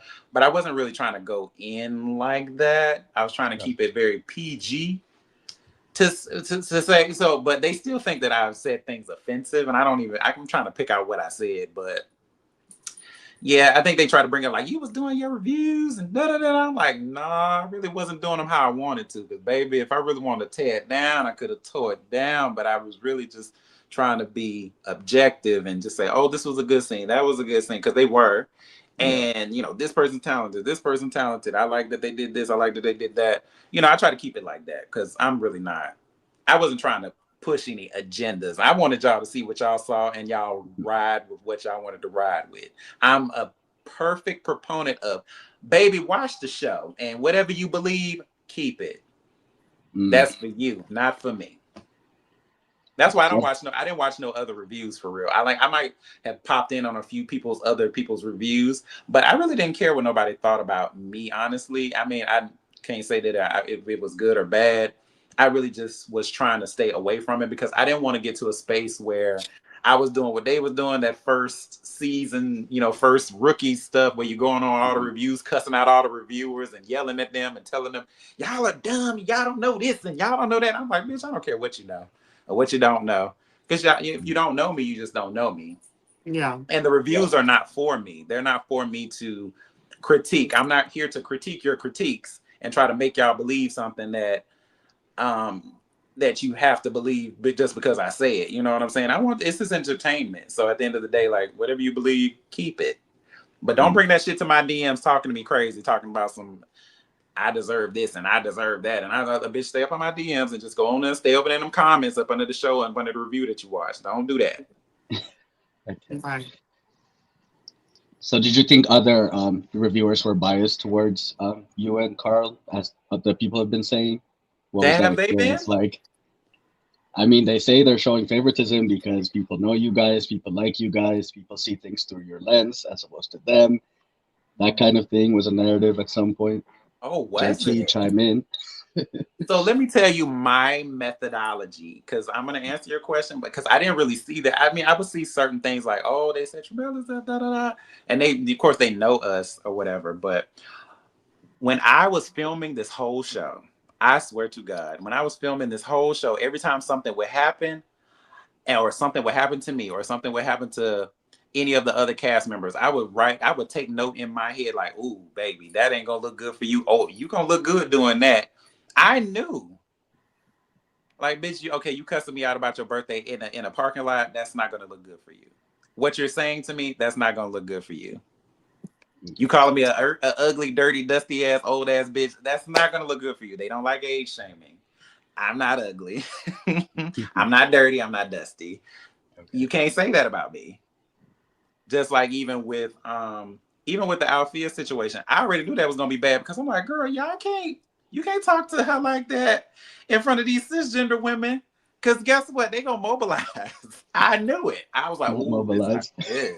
I didn't think it was gonna be this bad, but I was just like, oh, that's not gonna be good. Yeah. Althea handled it very, very well, in my opinion. I mean, she did what she did. She disappeared for the most part, but like it was like, girl, ooh, this is not gonna be cute. When Nova Oh said yeah. all them things that Nova said, I was like, not good.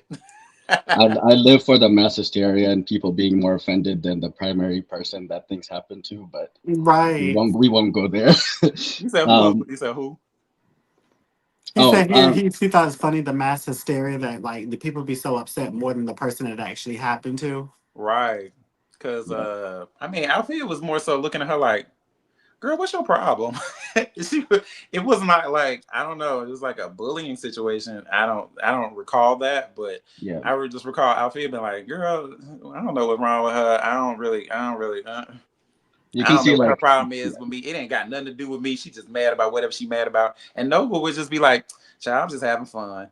Oh, okay. Well, girl, it's not serious. It's not serious. It's not serious to either one of y'all. So when the stuff started coming out, and I was just like, oh, these reviews are different. This is not the worst that I've seen because I said it and I'll say it again. I came from G Status season 2, where there was Delicious versus the cast, and that was way worse than anything Nova has ever done or said. yeah. Nova looks like Jesus compared to Delicious, how Delicious looked. It's like even on this season of Housewives, the same things they're talking about, like about the oyster, and it's just everything. It's the same. I'm like, why make the situation so different?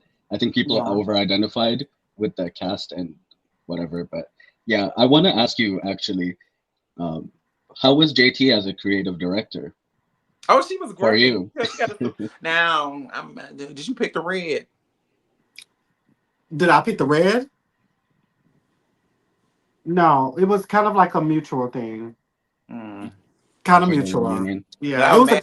it was a group conversation. I was mad about that red, but the rest of the shit was good. I was mad about that red though. I'm sorry. No, you guys Um, did look good in the red. I just felt it leaned a little bit more holiday, like maybe December or Valentine's Day era. But I do understand you guys have went through so many colors that, you know, if red is something that's not been done, of course you want to get that out of the way. yeah, I used to love the red. I thought the red was cute, and like I said, it was a group choice Hmm. for the red. But I can see what you mean by the whole like holiday of it all. I feel that. But then the crew also went with that, which was interesting. So I was like, maybe the web reality time at that point was feeling the red. No, seriously, Yeah. seriously. But somebody did make a comment really fast. I'm not hitting the link, but I have a question. I just caught the end. But looking back, do you think should have went harder on them in a grown way, as far as them coming for you, not in other situation? I feel like you kind of Oh, answered that earlier. um, no. I actually like the way things played out because it gives people an opportunity to see themselves for who they were. And child, y'all is just beating down upon me, and I ain't even did nothing to y'all. Now, if I was sitting here cussing y'all out and all this other stuff like they really wanted me to, then I can understand why like all the things happen. But like going forward, I'm there's no more grace. Like I gave y'all first Mm. season grace or whatever. You know, I came in into a new situation, so my whole thing was to come in. Like I'm over here crying about a man. So what do I look like cussing somebody out about whatever they was trying to do to me? I don't care about that. I didn't care about that then. I care about it now because I got time. I didn't have time then. I have time now. Okay. But I'm glad, I'm happy for how things went and the situation or whatever. And I did what I did at the very end because I'm just like, I gave y'all opportunities to get yourselves together because y'all are young and this is a new situation for most of y'all. And, you know, I didn't want y'all to look bad, but I also am not about to sit up here and let y'all play with me either. I'm so sorry. Yeah. Yeah. You're gonna come in like Carl, just asking people where they've been, what they've been doing. I Just asked Carl wake about it up. I tried to give Carl some pointers. I told Carl, I said, baby, you can't be doing shit like that because this is just gonna make these girls clam up on you and not want to film with you. And if they don't want to film with you, bitch, they just not gonna it's not gonna you're not gonna get no you ain't gonna get nothing. Mm. Yeah. You can't film by yourself like all the time. So I told him, I was like, you need to pick a bitch, get to knowing them or something like that, because you can't film with me all the time because I don't want to film with you all the time. Gotcha. I can't be your only friend in this group because you don't alienated yourself by running up in here a little too hot. He's like, Yeah. oh, you right. Did he do what I said? I helped him because, baby, they hated me more and they wanted to love on him to make me mad. So I guess it worked for him and his.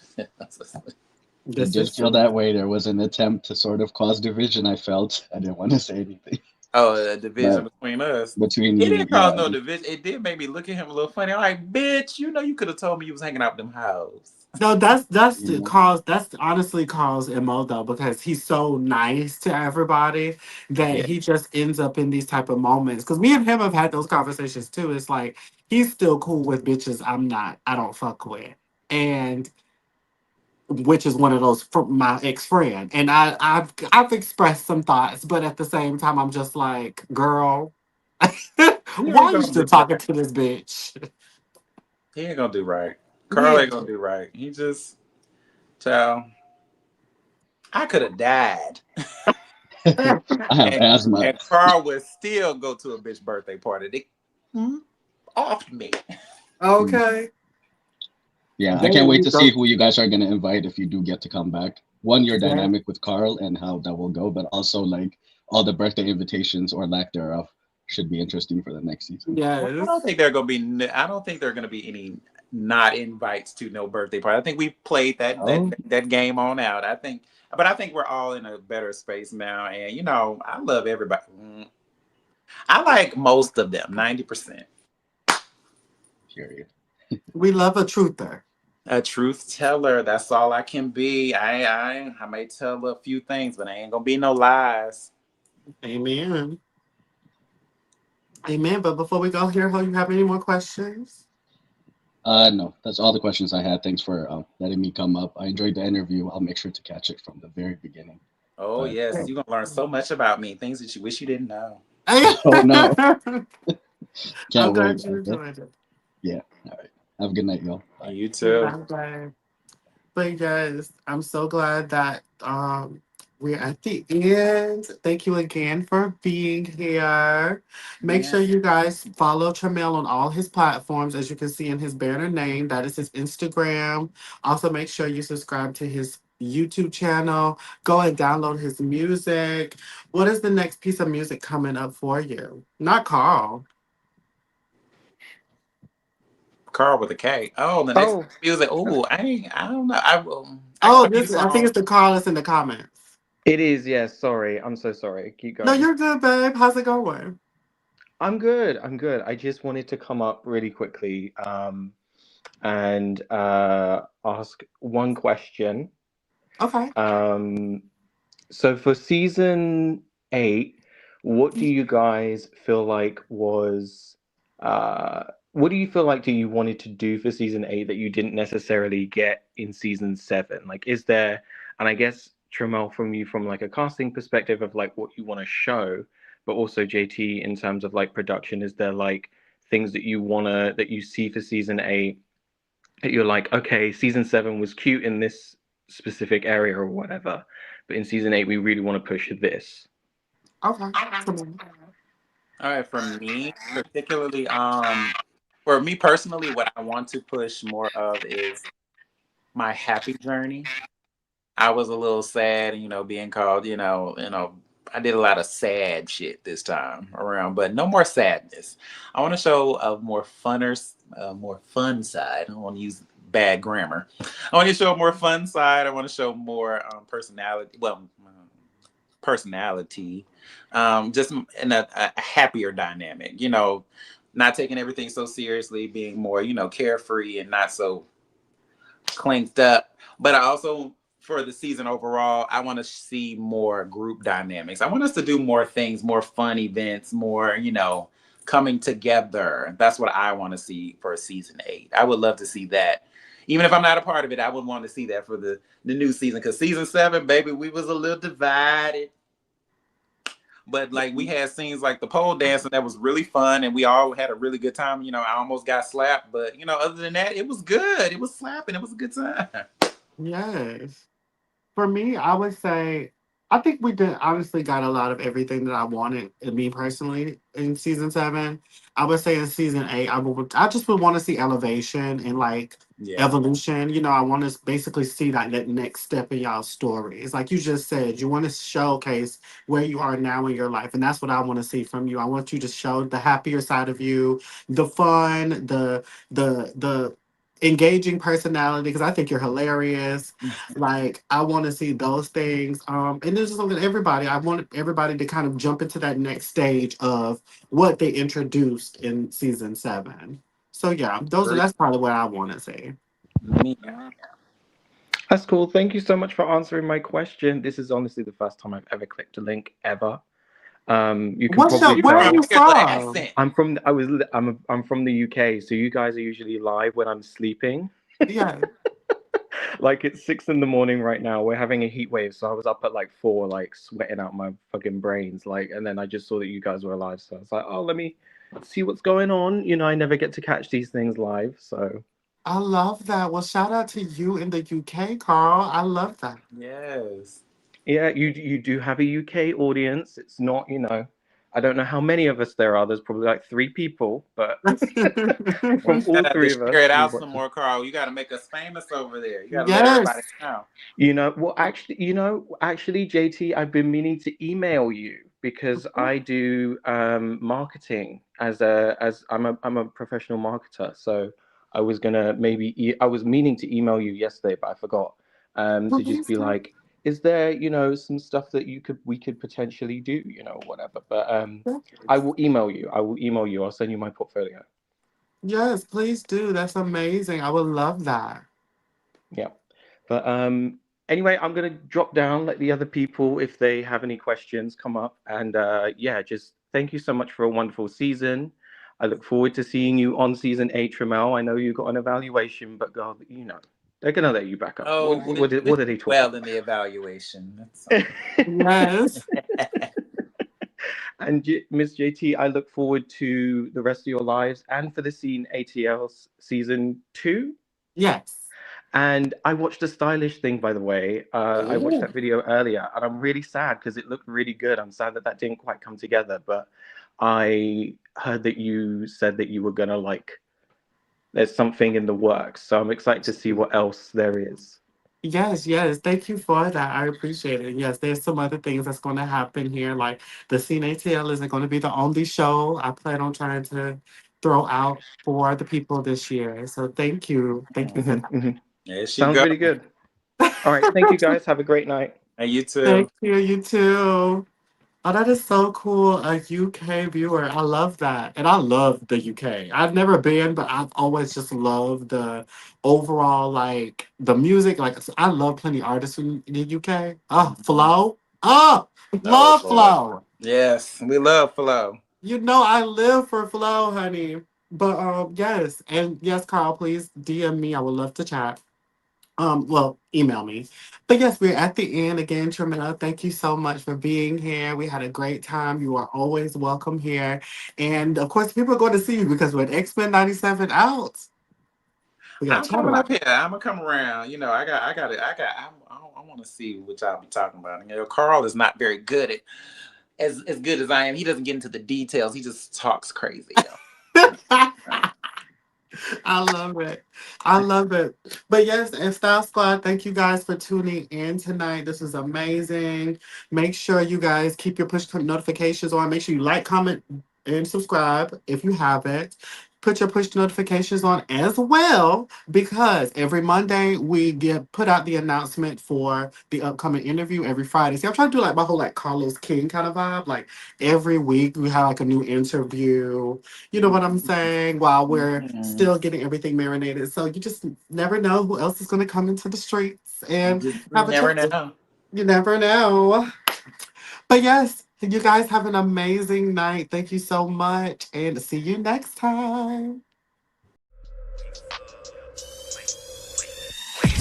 Waist up, what's cracking? What's up, little baby? What's happening? I know you about ready for some action, so just slide to my current. Let's get nasty. Say waist up, what's cracking? What's up, little